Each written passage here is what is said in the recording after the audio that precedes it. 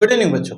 आज की क्लास में हम लोग बातचीत करने वाले हैं क्लास 10th के सीबीएसई पैटर्न पर, जो चैप्टर का नाम है मेटल एंड नॉन मेटल। यानी कि आपके केमिस्ट्री के पोर्शन में, साइंस के जो पार्ट केमिस्ट्री के पोर्शन में metal and non metal chapter है, उसी का डिस्कशन करेंगे। यानी कि metal and non metal class 10th का वह चैप्टर है जो आपके रेफरेंस बुक में थर्ड चैप्टर के रूप में जाना जाता है। आज इस वन शॉट लेक्चर में हम लोग पढ़ने वाले हैं कि मेटल एंड नॉन मेटल के अंतर्गत क्या क्या बातें हैं, कौन कौन से कॉन्सेप्ट हैं। इन सभी विषयों पर बात करने के लिए हम आ चुके हैं आपके अपने YouTube channel the secret of chemistry पर। तो चलिए स्टार्ट करते हैं इस मेटल एंड नॉन मेटल के अंदर क्या कॉन्सेप्ट है। लेकिन स्टार्ट करने से पहले हमें जानकारी ये जरूरी है कि इस चैप्टर में हम पढ़ेंगे क्या। यह चैप्टर टोटल 3 से 4 पार्ट में डिवाइडेड है। मेनली इसके 3 पार्ट हैं, जरा गौर करिएगा वो 3 पार्ट कौन कौन कौन से। पहला पार्ट इसमें है मेटल एंड नॉन मेटल। दूसरा पार्ट है हमारा बॉन्ड यानी केमिकल बॉन्ड, इसका सेकंड पार्ट है। और इसका थर्ड पार्ट आता है बेटा मेटलर्जी, यानी इसमें 3 पार्ट है। जरा गौर करिएगा कि फर्स्ट पार्ट में क्या पढ़ेंगे। फर्स्ट पार्ट में हम सीखने वाले हैं कि मेटल नॉन मेटल होता क्या है, पाया कहाँ जाता है, इसकी उत्पत्ति कब कहाँ कैसे हुई, ठीक है। उसके बाद पीरियोडिक टेबल में इसकी प्लेस क्या है, कौन सॉलिड होता है, कौन लिक्विड होता है, कौन गैस होता है, किस प्रकार से यह फिजिकल प्रॉपर्टी शो करता है, इसको रंग रूप वेशभूषा के बेसिस पर हम मेटल नॉन मेटल को कैसे पहचान पाएंगे, इसके रिएक्शन के बेसिस पर हम कैसे जान पाएंगे, पीरियोडिक टेबल में ये किस साइड में पाए जाते हैं, कौन सॉलिड है, कौन लिक्विड है, कौन गैस है, आखिर कोई लिक्विड और गैस है तो क्यों है। इन सभी सवालों का जवाब इस metal and non metal chapter में हम देखेंगे। साथ ही साथ हम ये भी जानेंगे कि किसी मेटल का उपयोग क्या है, यानी कि हम जो यूज पढ़ते हैं तो कोई भी मेटल हमें दिया जाता है तो उस मेटल या नॉन मेटल का यूज क्या है, इसके बारे में भी हमें पढ़ना होगा। क्या है, अच्छा चैप्टर, बहुत जानकारी मिलने वाली है आपको। सेकंड जो पार्ट है वह कहां से लिया गया, क्लास 9th से लिया गया।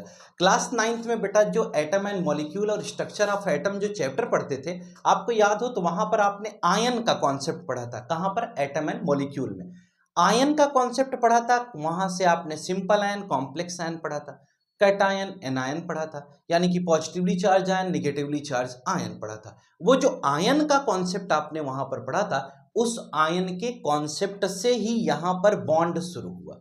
वहां पर आपने ऑक्टेट रूल, इलेक्ट्रॉनिक कॉन्फ़िगरेशन पढ़ा था। उन सभी बातों को एक साथ इकट्ठा करके यहां हमें एक नया टर्म सिखाया जाता है, केमिकल बॉन्ड।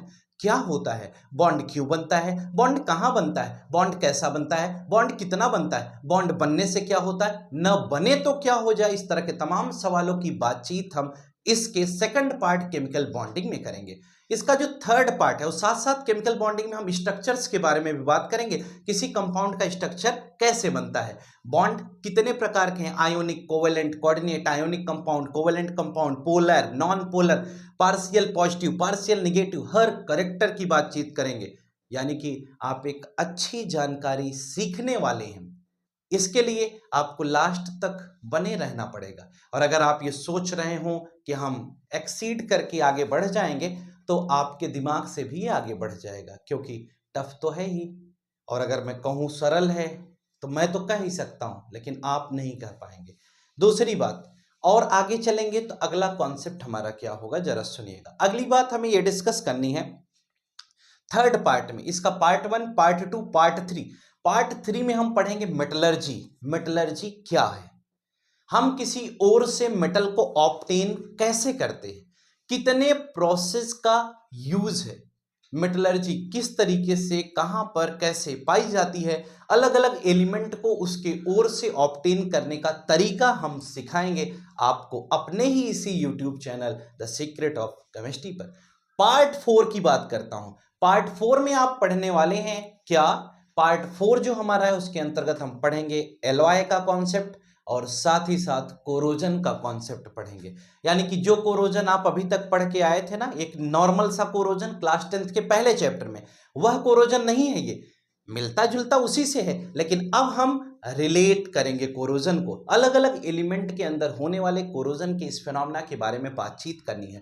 यानी कि कोरोजन जो हम क्लास 10th के पहले चैप्टर में पढ़ के आए थे, वहां पर केवल कोरोजन में हम केमिकल रिएक्शन एंड इक्वेशन में इतनी सी बातचीत किए थे कि जब किसी मेटल को हम मॉइस्चर, वाटर आदि के कांटेक्ट में रखते हैं तो वो लेयर्स के फॉर्म में रिमूव होने लगता है। इस प्रोसेस को हम कोरोजन कहते हैं। ऐसा हमने क्लास 10th के पहले chapter chemical reaction and equation के दौरान पढ़ा हुआ था।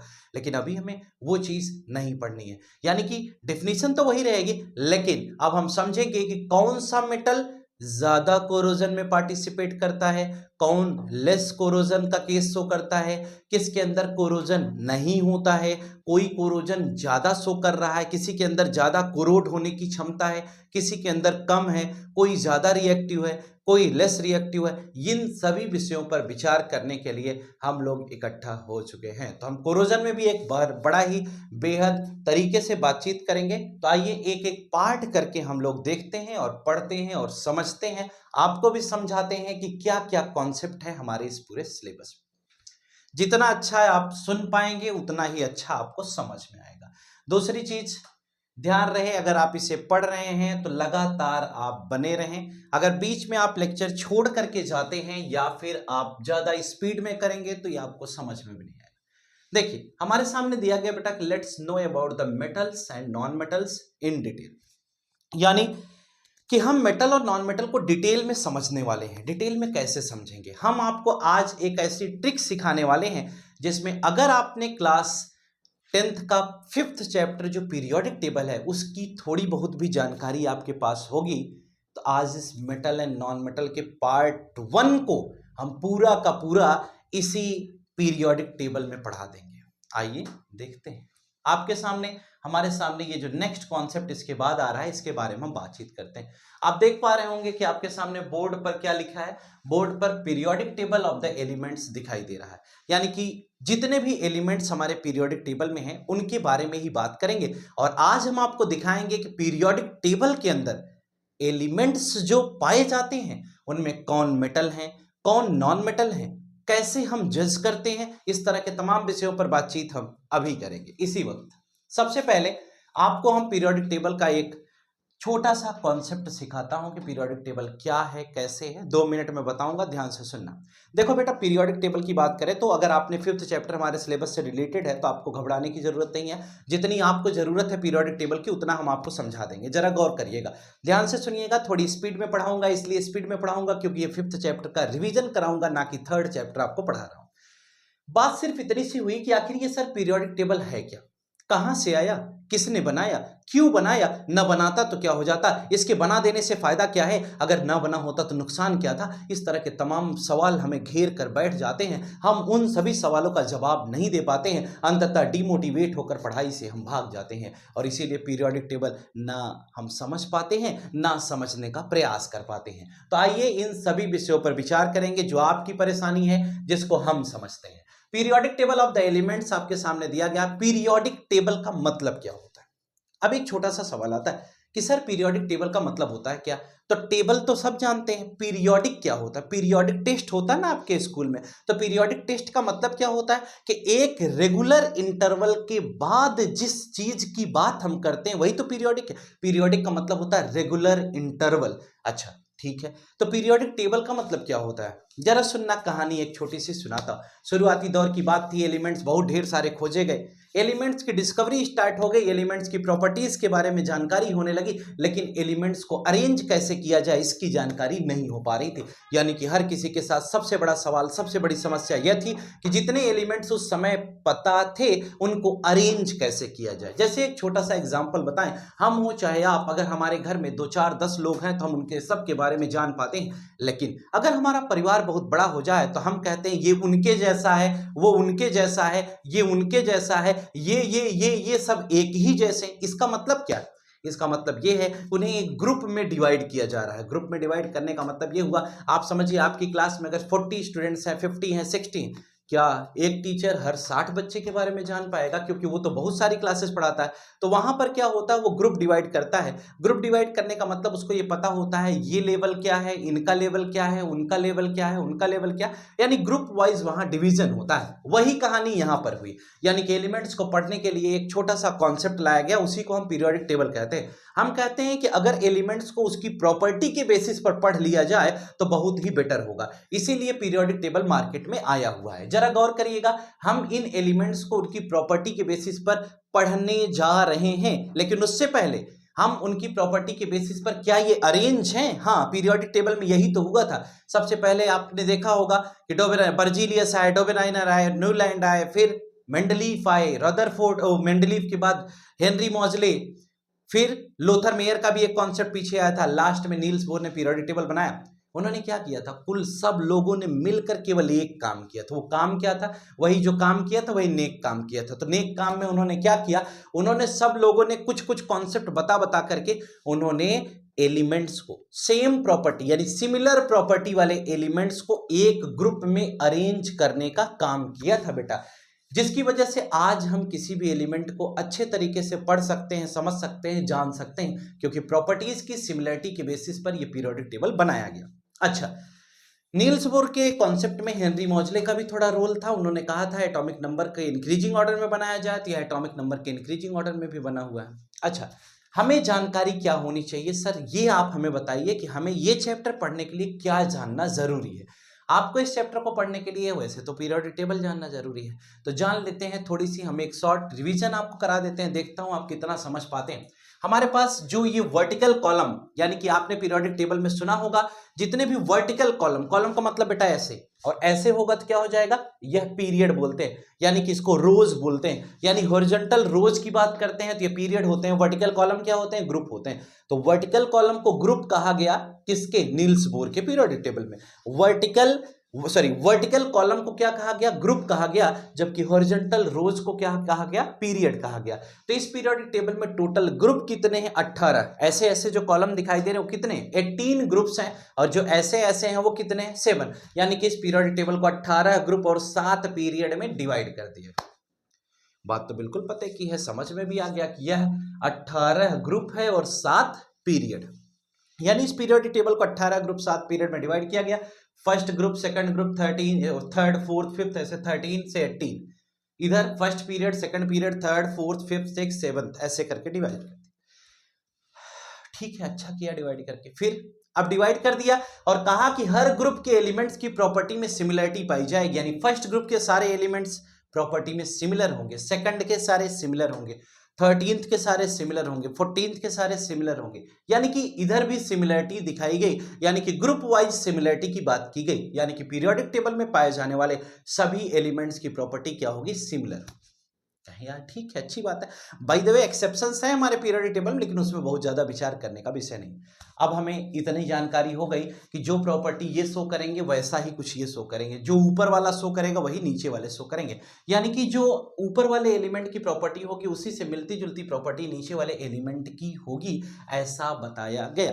अब हम पढ़ते हैं कि जो फर्स्ट ग्रुप के एलिमेंट है, यानी कि आपको ग्रुप 18 दिखाई दे रहे हैं, पीरियड 7 दिखाई दे रहे हैं, यानी कि 18 ग्रुप और 7 पीरियड में इस पीरियोडिक टेबल को डिवाइड किया गया। तो हम कहते हैं जो फर्स्ट ग्रुप के एलिमेंट है इसे क्या याद करते हैं, इसको याद करते हैं हेलिना किरप सेफरियात। ध्यान से सुनना, एक सांस में सुनाऊंगा, उम्मीद करता हूं कि आप समझ जाएंगे। नहीं समझ पाएंगे तो कोई बात नहीं, क्योंकि पीरियोडिक टेबल आप नहीं पढ़े हैं।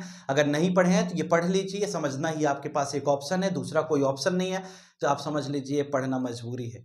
ठीक है, क्योंकि एग्जाम खोपड़ी पर है, अगर जरा भी लापरवाही करेंगे तो एग्जाम में निपट जाएंगे, कोई संशय का विषय नहीं है। ठीक है, और अगर कोई ये कहता है, आप देखते हो कि आजकल यूट्यूब पे बहुत सारी वीडियो चलती हैं, क्या कि एक लेक्चर देख लीजिए 95% पाएंगे, 10 मिनट में 95%। हाँ कटहर, आप सोचो 10 मिनट में 95% अगर कोई दे देता है एक वीडियो में, तो तुम मुझे बताओ तुम इतने दिन क्या कर रहे थे बेटा। इतना दिन से जो टीचर पढ़ाता है वो बेवकूफ है। आप कहते हैं, यानी कि कोई भी एक टीचर जो भी यूट्यूब पे पढ़ा रहा है वो क्या कहता है, वो कहता है बड़ा सा थंबनेल बढ़िया एकदम जानदार झक्कास तरीके का लगाता है, कहता है कि 10 मिनट की वीडियो देखिए 90% पाए। अरे यार 10 मिनट में 90% पा जाओगे, तुम्हें कुछ कार्बन का सी नहीं पता है, 90% पा जाओगे। अगर ऐसा हो जाता तो कितना बेटर था, लेकिन ऐसा होता है क्या, ऐसा कुछ नहीं होता है। ठीक है, इसके चक्कर में बैठ करके 10-10 मिनट अपना बर्बाद ना करें। पढ़ना तुम्हारे पास एकमात्र ऑप्शन है और यही तुम्हें करना पड़ेगा, यानी कि इस वक्त पढ़ना तुम्हारी मजबूरी है बेटा, और इसे तुम्हें बखूबी निभाना भी पड़ेगा। अगर निभा लेते तो अच्छी बात है, नहीं निभाएंगे तो आप सोचिए आपका काम है। बाकी देखते रहिए यूट्यूब पे वीडियो, 10 मिनट में 90%, और अगरबत्ती जला दो कि पा गए 90%। ठीक है, तो साल भर पढ़ने की जरूरत नहीं है, कार्बन का सी नहीं आता, 90% अगर 10 मिनट में मिलने लगे तब तो फिर हो गया। देखो इधर आओ, फर्स्ट ग्रुप देखना, फर्स्ट ग्रुप के जितने भी एलिमेंट हैं इसको कैसे पढ़ेंगे, यानी कि यहां आपको दिखाई दे रहा है, देखो फर्स्ट ग्रुप के जितने एलिमेंट हैं जरा उस पर गौर करिएगा। हम पढ़ते हैं हेलिना की रब से फरियाद, क्या पढ़ते हैं?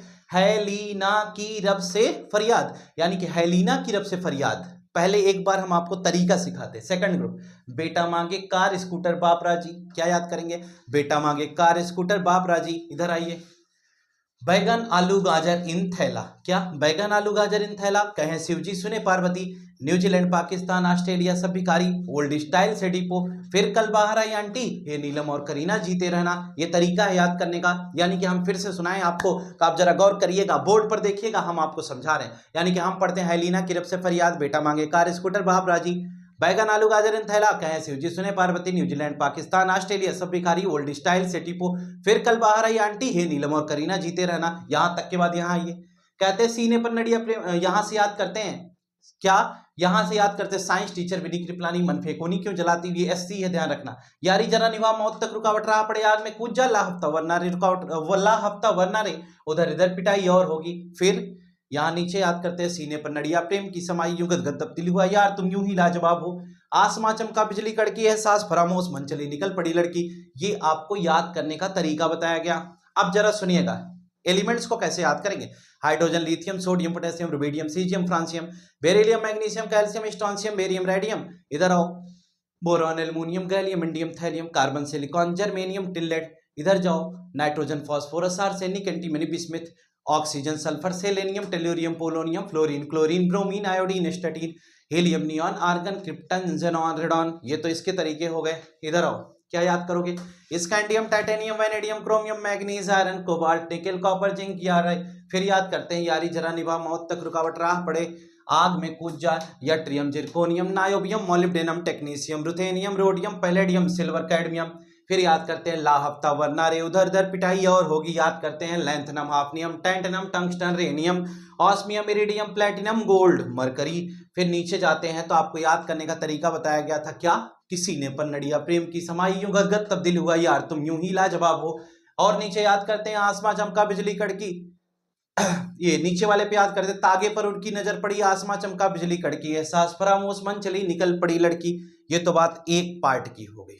कहें सर पीरियोडिक टेबल तो हमें कुछ अच्छा लग रहा है, अच्छा लग रहा है, अच्छी बात है, लेकिन आपको ये समझना होगा कि इतने से गाड़ी अभी भी नहीं चलेगी। क्या करना पड़ेगा सर और अच्छा पढ़ने के लिए या समझने के लिए? हम आपसे कहेंगे, आपको मैं 2 मिनट का समय देता हूं, आप एक बार देख लीजिए इसको, जहां फिर से मैं रिवाइज करा दूंगा तब आगे चलेंगे। बोतल में पानी लो।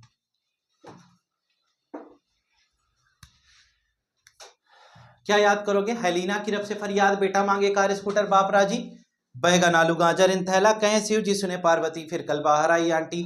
आप देखते रहो, ग्रुप देखो, कहें शिव जी सुने पार्वती। ऐसे करके हम पढ़ते चले जाएंगे और धीरे धीरे समझते भी चले जाएंगे। शायद ये बात आपको समझ में आ जानी चाहिए, फिर आगे चलते।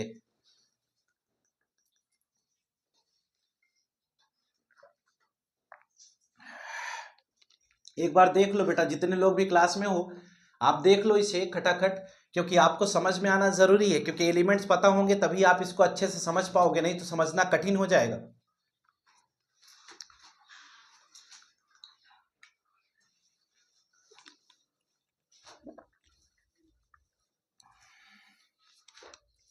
इसके बाद हमें प्रॉपर्टीज पढ़नी है इसकी।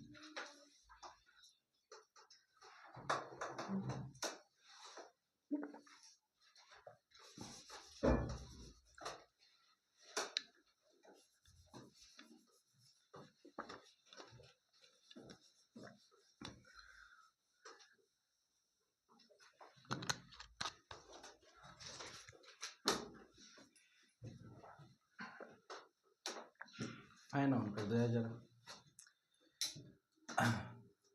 2 पॉइंट पे कर दो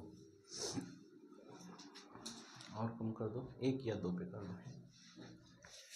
देखो अब आपके सामने क्वेश्चन ये था, जितना पार्ट था इतना तो हमने समझा दिया क्या क्या था इसमें। अब समझना ये होगा बेटा कि इसके अंतर्गत मेटल कहाँ है, नॉन मेटल कहाँ है और मेटलॉइड कहाँ है। यानी कि मेटल, नॉन मेटल, मेटलॉइड समझना बहुत जरूरी है, क्योंकि चैप्टर का नाम है मेटल्स एंड नॉन मेटल, यही चैप्टर का नाम है ना। पीरियोडिक टेबल रिवाइज करा दिया हमने आपको, लेकिन इससे भी गाड़ी नहीं चलेगी।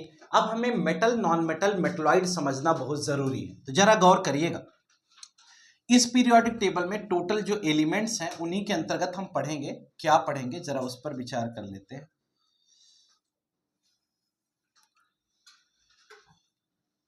ये देखो, ये आपको दिखाई दे रहा boron, silicon, germanium, arsenic, antimony, tellurium, polonium, ये दिखाई दे रहा ये एलिमेंट आपको दिखाई दे रहे। बहे सिलिका जमे आंसू सब तेरी पलकों में, क्या याद करोगे? बहे सिलिका जमे आंसू सब तेरी पलकों में, यानी कि याद करते हैं बोरॉन। मेटलॉइड्स को याद करने का बेहतरीन तरीका आपके सामने बताया जा रहा है। क्या याद करेंगे? Boron, silicon, germanium, arsenic, antimony, tellurium, polonium. क्या याद करेंगे? बहे सिलिका जमे आंसू सब तेरी पलकों में, boron, silicon, germanium, arsenic, antimony, tellurium, polonium. याद करने का यह तरीका है boron, silicon, germanium, arsenic, antimony, tellurium, polonium. हम कहते हैं ये जो एलिमेंट्स दिखाई दे रहे हैं ये क्या है? ये मेटलॉइड है, यानी कि इसको हम सेमी मेटल कहते हैं। इसके अंदर मेटल और नॉन मेटल दोनों की प्रॉपर्टी पाई जाती है। ये टोटल जिगजैग लाइन में पीरियोडिक टेबल में दिखाए गए हैं। ये टोटल कितने एलिमेंट है? ये 7 एलिमेंट है बेटा। लेकिन बोरॉन एक टिपिकल नॉन मेटल होता है और पोलोनियम एक टिपिकल मेटल होता है। कहे ये सर टिपिकल क्या है, टाइपिकल क्या है? कहते हैं इसके बारे में अभी समझने की कोई जरूरत नहीं है। आप केवल ये जानिए कि कुछ ऐसे एलिमेंट्स होते हैं, ये जो एलिमेंट्स मेटलॉइड्स दिए गए हैं इनके अंदर मेटेलिक और नॉन मेटेलिक दोनों कैरेक्टर पाया जाता है अप्रॉक्सीमेटली बराबर, यानी कि सेम कैरेक्टर होता है। यानी जितना मेटेलिक कैरेक्टर होता है उतना ही इनके अंदर नॉन मेटेलिक कैरेक्टर होता है, यानी मेटेलिक और नॉन मेटेलिक दोनों कैरेक्टर इसके अंदर पाया जाता है। तो कहते हैं फिर टाइपिकल नॉन मेटल और मेटल का क्या रोल है? कहते हैं जिसके अंदर मेटेलिक कैरेक्टर ज्यादा हो जाता है उसे एक तरह का मेटल कहने लगते हैं, और जिसके अंदर इधर नॉन मेटेलिक ज्यादा हो गया तो टिपिकल नॉन मेटल हो गया। ये दोनों बात हो गई, ठीक है। ये मेटलॉइड्स हैं। याद करने का तरीका है बहे सिलिका जमे आंसू सब तेरी पलकों में, बहे सिलिका जमे आंसू सब तेरी पलकों में, boron, silicon, germanium, arsenic, antimony, tellurium, polonium, ये इसका तरीका होता है। हम कहते हैं ये जो मेटलॉइड्स दिए गए इनके लेफ्ट साइड में जितने एलिमेंट दिए गए हैं ये क्या है? मेटल है, और ये जो इसके राइट साइड में एलिमेंट दिए गए हैं ये क्या है? नॉन मेटल है। यानी कि मेटलॉइड्स के लेफ्ट साइड में पीरियोडिक टेबल में जो एलिमेंट्स पाए जाते हैं वो मेटल कहलाते हैं, और इन मेटलॉइड्स के राइट साइड में जो एलिमेंट्स होते हैं उसे हम नॉन मेटल कहते हैं। यानी कि एक हमारा मेटल हो गया और दूसरा क्या हो गया? नॉन मेटल हो गया। यानी मेटलॉइड्स के अंतर्गत मेटल और नॉन मेटल दोनों प्रॉपर्टी पाई जाती है। तो मेटल क्या होता है और नॉन मेटल क्या होता है ये हमने आपको बता दिया। अब सवाल आता है कि सर इतना कलरफुल क्यों है ये, इसमें इतने ढेर सारे कलर्स क्यों हैं? इसके पीछे क्या किसी का हाथ है? क्या रीजन है इसमें इतने कलर्स दिए गए? जरा सुनिएगा। हम कहते हैं इन कलर्स के पीछे भी तो कुछ ना कुछ कारण होगा ही। अब इसमें तो ये भी जानना होगा कि जैसे ये लिखा गया है तो इसमें 2-3 चीजें लिखी जाती हैं। तो यहाँ जो बताया गया बी क्या है? सिंबल है। ये बोरॉन उसका नेम हो गया, यह इसका एटॉमिक मास, ये इसका एटॉमिक नंबर हो गया, ऐसा रिप्रेजेंटेशन दिया गया। अच्छा, दूसरी चीज यहां पर क्या लिखा गया? यहां पर आप ये देखिएगा, ये एक पॉइंट दिया गया, ये मेटल, ये ट्रांजिशन मेटल, ये लैंथेनाइड, ये मेटलॉइड का हो गया, ये नॉन मेटल का। यानी कि हम कलर शोविंग की बात करते हैं, यानी जितने मेटल हैं उनका कलर कैसा है? ऐसा दिखाएगा। अच्छा, कहते हैं जितने नॉन मेटल हैं उनका कलर कैसा है? ये इस कलर में नॉन मेटल्स आपको दिखाई दिए, यानी कि आप देख पा रहे हो ये जितने भी आपको दिखाई दे रहे हैं ये इस साइड में क्या हो गया? ये इस साइड में, ये सभी क्या है? नॉन मेटल है। कहते हैं सर नॉन मेटल समझ में आ गया, मेटलॉइड क्या है? कहते हैं ये जो बीच के एलिमेंट देखो एक कलर से दिखाई दिए, ये जिगजैग लाइन में, ये क्या हो गए? मेटलॉइड हो गए। इस तरफ जितने भी आपको पीले रंग के थोड़ा दिखाई दे रहे हैं ये क्या हो जाएंगे? ये मेटल की कंडीशंस में आएंगे, यानी ये कलर आपको मेटल को डिनोट कराता है। ये कहे यार ये तो सही बात है, समझ में आ गया। यानी कि ये क्रॉस लाइन है, आप कह सकते हैं, यही बैरियर है। इसके लेफ्ट में मेटल है, इसके राइट में क्या है? नॉन मेटल है। और इस बैरियर पर जो पाए जा रहे हैं यानी जिगजैग लाइन पर जो एलिमेंट्स प्रेजेंट हैं इसे हम सेमी मेटल या मेटलॉइड कहते हैं। सेमी मेटल मतलब जिसके अंदर मेटेलिक और नॉन मेटेलिक दोनों प्रॉपर्टी पाई जाती है, यानी उसके अंदर मेटल का भी कैरेक्टर होगा, उसके अंदर नॉन मेटल का भी कैरेक्टर होगा। अगर मेटल और नॉन मेटल दोनों का कैरेक्टर है बेटा तो उसे हम मेटलॉइड कहेंगे और उसी को हम सेमी मेटल के नाम से जानते हैं। इतनी बात आपको जानना बेहद जरूरी था। अब एक छोटा सा सवाल आता है कि कभी कभी जैसे हम कहते हैं कि जितने मेटल्स होते हैं वो जनरली सॉलिड स्टेट में होते हैं। कैसे होते हैं? वो सॉलिड स्टेट में पाए जाते हैं। अगर मेटल्स सॉलिड स्टेट में है, हम कहते हैं जितने नॉन मेटल होते हैं वह गैसियस स्टेट में जनरली पाए जाते हैं। ठीक है, तो जनरली अगर सारे मेटल जो है सॉलिड स्टेट में है तो ये सर मरकरी कहां गई? ये मरकरी जो आपको 80 नंबर का एलिमेंट दिखाई दे रहा है, यानी कि हम ये कह सकते हैं mercury is a liquid metal, यानी कि मरकरी एक ऐसा मेटल है जो लिक्विड स्टेट में पाया जाता है, यानी मरकरी ही एक ऐसा मेटल है जो लिक्विड स्टेट में है। और इधर हम कहते हैं ये जो ब्रोमीन है, ये ब्रोमीन हमारा क्या होता है, यह एक ऐसा नॉन मेटल है जो लिक्विड स्टेट में होता है। यानी ब्रोमीन एक ऐसा नॉन मेटल है जो लिक्विड स्टेट में होता है, मरकरी एक ऐसा मेटल है जो लिक्विड स्टेट में होता है, आयोडीन एक ऐसा नॉन मेटल है जो लस्टरस होता है, लस्टरस मतलब जो चमकीला होता है, ठीक है, जिसकी अपनी खुद की चमक पाई जाती है। कुछ ऐसे एक्सेप्शंस हैं, हम कहते हैं जितने भी ये मेटल्स होते हैं ये क्या होते हैं, सॉलिड होते हैं, लेकिन ये जो सोडियम और पोटेशियम हमारा होता है ये सॉफ्ट मेटल कहे जाते हैं। यानी सोडियम और पोटेशियम को हम आसानी से चाकू से कट कर सकते हैं, इसलिए हम सोडियम और पोटेशियम को सॉफ्ट मेटल कहते हैं। यानी सोडियम और पोटेशियम हमारा सॉफ्ट मेटल के अंतर्गत आता है। ये हमारे मेटलॉइड्स हो गए, ये हमारा लिक्विड मेटल हो गया, ये लिक्विड नॉन मेटल है, ये लस्टरस नॉन मेटल है। सोडियम और पोटेशियम हमारे सॉफ्ट मेटल हैं, यानी कि कठोर होते हैं, सॉलिड हैं, लेकिन ये रिजिड नहीं है, इनके अंदर सॉफ्टनेस होती है, इसे हाथ से भी खींच कर अलग किया जा सकता है। यानी कि हम ये कह सकते हैं ये सॉफ्ट मेटल्स के अंतर्गत आते हैं। वो कौन कौन से, सोडियम और पोटेशियम। ये दो बात आपको समझ में आ जानी चाहिए। ये तो इसकी कहानी हो गई। अब इसके थोड़ा और आगे चलेंगे और अगली बात क्या डिस्कस करेंगे उस पर विचार करते हैं। यानी इसके जस्ट आगे का जो हमारा कॉन्सेप्ट है वो क्या है, वो ये है कि physical properties of metal and non metal. यानी कि मेटल, नॉन मेटल और मेटलॉइड्स की हमें फिजिकल प्रॉपर्टी समझनी है। यानी कि अगर हमें मेटल दे दिया जाए, नॉन मेटल दे दिया जाए या मेटलॉइड दिया जाए तो उसकी फिजिकल प्रॉपर्टी क्या होगी। फिजिकल प्रॉपर्टी का मतलब समझ रहे हो, हम उसे देख कर कैसे समझ पाए। देखकर समझ पाने का मतलब, देखकर समझ पाने का मतलब यह हुआ कि जितने भी एलिमेंट्स हमारे पास हैं उसका रंग रूप वेशभूषा से हम क्या उसे समझ पाते हैं कि वह मेटल है या नॉन मेटल है या मेटलॉइड है। यह हमारा सबसे बड़ा सवाल था। यानी कि किसी के रंग रूप वेशभूषा से हम मेटल, नॉन मेटल और मेटलॉइड को कैसे समझ पाएंगे, ये सोचनीय विषय था। अब इसी पर हमें बातचीत करनी है। आइए स्टार्ट करते हैं और देखते हैं। देखना बेटा, इसको कुछ अलग से लिख के नहीं बताना, हम आपको समझाते चलेंगे, क्योंकि इतना वक्त नहीं है इस समय कि आप इतनी लॉन्ग वीडियो देख सकें, इसलिए हम आपको सारी प्रॉपर्टीज बताते चलेंगे। आप कॉपी में अपने नोट कर लीजिए। देखिए, हम कहते हैं जितने मेटल होते हैं उनकी फिजिकल प्रॉपर्टीज क्या है, यानी कि मेटल की प्रॉपर्टी क्या है, फिजिकल छोड़। तो मेटल की प्रॉपर्टीज में हम सबसे पहले बात करेंगे कि metals are malleable in nature.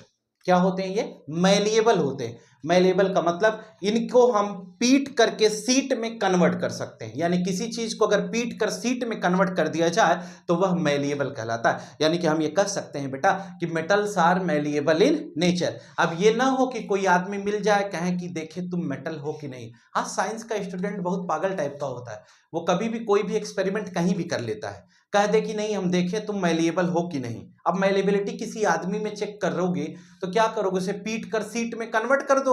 अगर वो सीट का फॉर्मेशन होता है तो मैलिएबल है, अगर सीट का नहीं होता तो मैलिएबल नहीं है। दूसरी बात आती है बच्चे, डक्टाइल क्या है। डक्टाइल का मतलब ये होता है, जैसे देखो एल्यूमिनियम की सीट आप देखते हो, रोटी, एल्यूमिनियम फॉइल के बारे में आपने सुना होगा, जिसमें आप भोजन लेकर आते हैं स्कूल। ध्यान दें, कब सबसे खास इंपॉर्टेंट बात यह भी है कि एल्यूमिनियम नाइट्रोजन के साथ रिएक्शन करके एल्यूमिनियम नाइट्राइड का फॉर्मेशन करता है जो पॉइजनस होता है। ठीक है, तो आप समझ पाए होंगे कि एल्यूमिनियम नाइट्रोजन के साथ रिएक्शन करके एल्यूमिनियम नाइट्राइड AlN का फॉर्मेशन करता है जो पॉइजनस होता है। एल्यूमिनियम फॉइल में रखा हुआ भोज्य पदार्थ जिसे आप खाते हैं, बड़े चाव से खाते हैं, जहां पर आप ये कहते हैं कि यहां हीट का कॉन्सेप्ट है, रोटी गर्म रहती है, क्या वह नुकसान नहीं करता क्या? तो आप जरा सोच करके देखिए, एल्यूमिनियम नाइट्राइड का अगर फॉर्मेशन होगा तो वह भोज्य पदार्थ पॉइजनस हो जाता है। कृपया इससे बचें। और एल्यूमिनियम फॉइल में रखा हुआ भोज्य पदार्थ जो नाइट्रोजनस केस में कन्वर्ट हो रहा है, किसी भी नाइट्रोजन कंटेनिंग फूड मटेरियल को एल्यूमिनियम फॉइल में रखने से बचें, क्योंकि एल्यूमिनियम नाइट्रोजन के साथ रिएक्शन करके एल्यूमिनियम नाइट्राइड का फॉर्मेशन करता है जो पॉइजनस इन नेचर होता है। उम्मीद करता हूं कि बात आपको समझ में आ जानी चाहिए, और अगर ये जानकारी आपको है तो आप इसे लोगों को भी बताएं। एल्युमिनियम की फॉइल में रखा हुआ खाना ना खाएं। पहले के लोग नहीं खाते थे, आजकल मार्केट में देखो तो हर कोई बच्चा टिफिन में ले जाता है। है ना। पहले ये शादी विवाह आदि जगहों पर सजावट के पर्पज से यूज होता था, लेकिन आजकल तो इसकी भरमार हो चुकी है ना। आजकल तो ऐसी सिचुएशन है कि लोग टिफ़िन ले जाते हैं तो उसमें भी पहले टिफ़िन होती है, उसके अंदर एल्युमिनियम फॉइल में रोटी रख के ले जाते हैं। अरे जब ऐसा ही था तो एल्युमिनियम फॉइल में ही एक रबड़ लगा करके रख लिए होते हैं, रबड़ भी जरूरत नहीं लगाने की, वैसे भी लेके जाओ एल्युमिनियम फॉइल में खाना, कुछ दिन बाद खाओगे ही नहीं। अरे रहोगे तब ना खाओगे भाई। देखो ये कहानी आपको समझ में आनी चाहिए। पहली चीज हमने कहा कि metals are malleable in nature, एक बात। Metals are ductile in nature, ductile का मतलब किसी चीज को खींच कर सीट में कन्वर्ट, सॉरी, किसी चीज को अगर हम दोनों इंड से खींचते हैं और खींचने के बाद वायर में कन्वर्ट कर दें तो उसे हम कहते हैं डक्टिलिटी। यानी जितने मेटल होते हैं वो डक्टाइल इन नेचर होते हैं। कहें सर कैसे? एल्यूमिनियम का वायर, कॉपर का वायर आप देखते हो ना, तो ये सब कैसे बनता है? लोहे का तार आपने सुना होगा ना, तो ये सब कैसे बनता है? उसकी प्रॉपर्टी की वजह से ही तो बन रहा है। प्रॉपर्टी कौन सी है? डक्टिलिटी, यानी कि एक मेलेबिलिटी है, एक डक्टिलिटी है। Metals are sonorous in nature. Sonorous का मतलब क्या होता है? मेटल्स है मेटेलिक साउंड, यानी जितने भी मेटल होते हैं उनके पास अपनी खुद की आवाज होती है। यानी खुद की आवाज मतलब बोलते हैं क्या? नहीं, जब हम उनको हैमरिंग के कॉन्टैक्ट में लाते हैं या कोलिजन के कॉन्टैक्ट में आते हैं तो उनसे साउंड जनरेट होती है। इसलिए हम ये कह सकते हैं बेटा कि metals are sonorous in nature. यानी ये कैसे होते हैं नेचर में? सोनोरस होते हैं। कहें यार ये भी सही बात है, metals are sonorous in nature, यहां तक की बात बिल्कुल ठीक है। हम कहते हैं metals are malleable, metals are ductile, metals are sonorous, metals have high melting and boiling point. यानी इनके पास मेल्टिंग पॉइंट और बॉइलिंग पॉइंट बहुत हाई होती है। क्यों?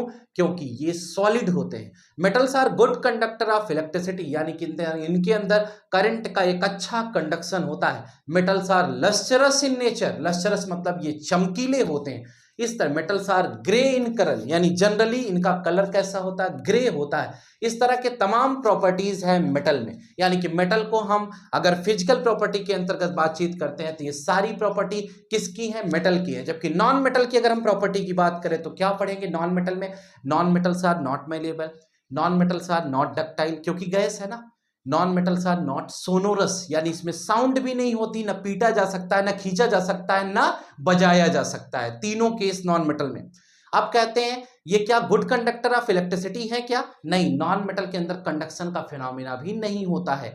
केवल एक छोड़ करके, वह है डायमंड की पड़ोसी ग्रेफाइट, यानी डायमंड का छोटा भाई ग्रेफाइट जो है उसी के अंदर करंट का कंडक्शन होता है, क्योंकि उसमें फ्री इलेक्ट्रॉन्स पाए जाते हैं, जिसकी वजह से ग्रेफाइट करंट का कंडक्शन करता है। बाकी और कोई भी करंट का कंडक्शन नहीं करता है।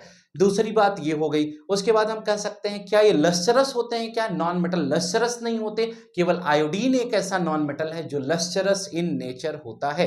इतनी बात आपको समझनी है, ठीक है। हम कह सकते हैं कि ये मेटल और नॉन मेटल की फिजिकल प्रॉपर्टीज समाप्त हो गई। कहते हैं मेटलॉइड्स के बारे में दो शब्द कहेंगे क्या? मेटलॉइड्स के अंदर मेटल नॉन मेटल दोनों की प्रॉपर्टी होती है, जिसकी वजह से वो दोनों का करेक्टर शो करता है। इसीलिए मेटलॉइड्स को हम सेमी मेटल के नाम से भी जानते हैं। ये इनकी प्रॉपर्टी का कॉन्सेप्ट है।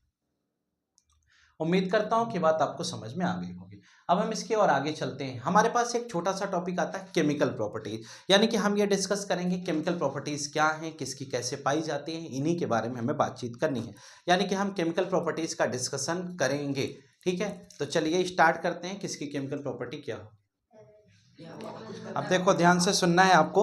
पहली बात, केमिकल प्रॉपर्टी के अंतर्गत हम पढ़ना है केमिकल प्रॉपर्टीज ऑफ मेटल, यानी कि मेटल की केमिकल प्रॉपर्टीज क्या क्या होती हैं उसी के बारे में हमें बातचीत करनी है। तो आइए स्टार्ट करते हैं केमिकल प्रॉपर्टीज ऑफ मेटल में। पहला है बेटा कि अगर हम कोई भी मेटल हमको दे दिया जाए, उसको हम ऑक्सीजन से रिएक्शन कराएंगे तो क्या बनेगा, यानी कि रिएक्शन विथ ऑक्सीजन, ये हमारा फर्स्ट पार्ट है इसके अंतर्गत।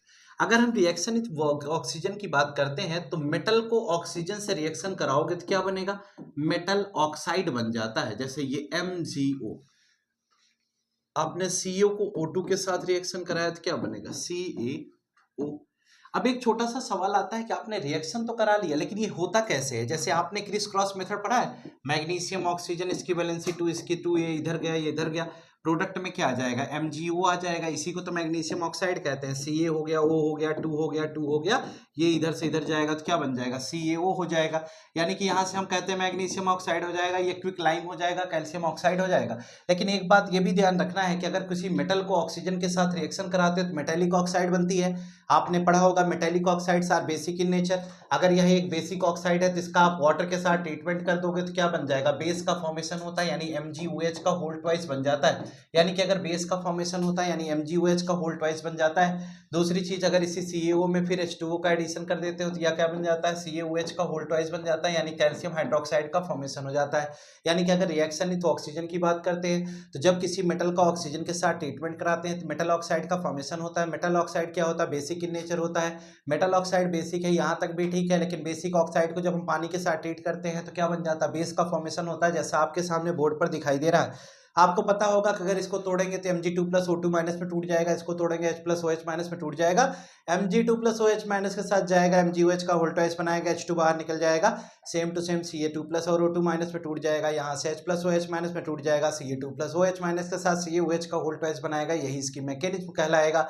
इस प्रकार से हम कैल्शियम हाइड्रोक्साइड यानी क्विकलाइम का फॉर्मेशन करते हैं। उम्मीद करता हूं कि बात आपको समझ में आ गई होगी।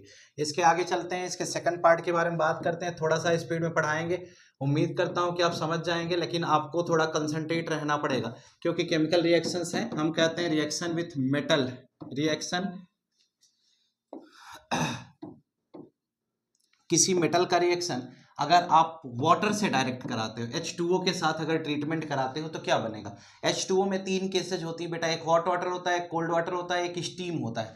यानी कि अगर कोई भी मेटल आपको दे दिया जाए, मेटल को आप वाटर के साथ ट्रीट करते हो H2O के साथ। अब इसमें 2 कंडीशंस हैं, आप हॉट वाटर लेते हो या कोल्ड वाटर लेते हो, गर्म पानी या ठंडा पानी। चाहे गर्म पानी लोगे चाहे ठंडा पानी लोगे, क्या बनेगा, यह बन जाएगा मेटल हाइड्रोक्साइड बनेगा। क्या बनेगा, मेटल हाइड्रोक्साइड।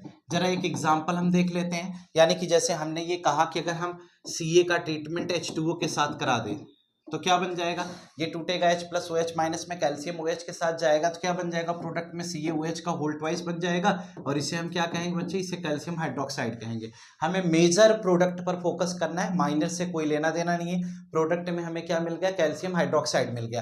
कैल्शियम हाइड्रोक्साइड को हम क्विकलाइम कहते हैं। अगर आप पढ़े हैं, रिवीजन कर रहे होंगे तो आपको इतनी बात समझ में आ रही होगी। हम कहते हैं दूसरा अगर केस लेते हैं, यानी कि अगर हम मेटल ले लिए, उस मेटल के साथ हम H2O यानी कि हम स्टीम के साथ रिएक्शन कराते हैं, यानी कि उसमें दिया रहेगा कि वाटर गर्म है या ठंडा है या स्टीम है। स्टीम के साथ रिएक्शन कराएंगे बेटा तो क्या बनेगा, मेटल ऑक्साइड बन जाएगा। यानी जो ऊपर हाइड्रोक्साइड बन रहा था वहां पर हम क्या बनाएंगे, हम मेटल ऑक्साइड का फॉर्मेशन कर लेंगे। सोच लो, अगर मैग्नीशियम का H2O यानी स्टीम के साथ ट्रीटमेंट करेंगे तो क्या प्रोडक्ट में बनेगा, स्टीम के साथ में मैग्नीशियम ऑक्साइड। और अगर हम इसको हॉट या कोल्ड वाटर के साथ ट्रीटमेंट कराते हैं तो मैग्नीशियम हाइड्रोक्साइड। ये 2 प्रोडक्ट की कहानी है। ये रिएक्शन विथ H2O यानी वाटर के अंदर रिएक्शन कैसे होता है, ये बात हमने आपको समझाया। यानी वाटर के अंदर जो रिएक्शन की बात है उसके बारे में हम बातचीत कर रहे थे, तो वाटर के अंदर रिएक्शन कैसे हो रहा है इसके बारे में हमने आपको समझा दिया है। चलो आगे चलते हैं और अगली बात क्या डिस्कस करेंगे उस पर विचार कर लेते हैं।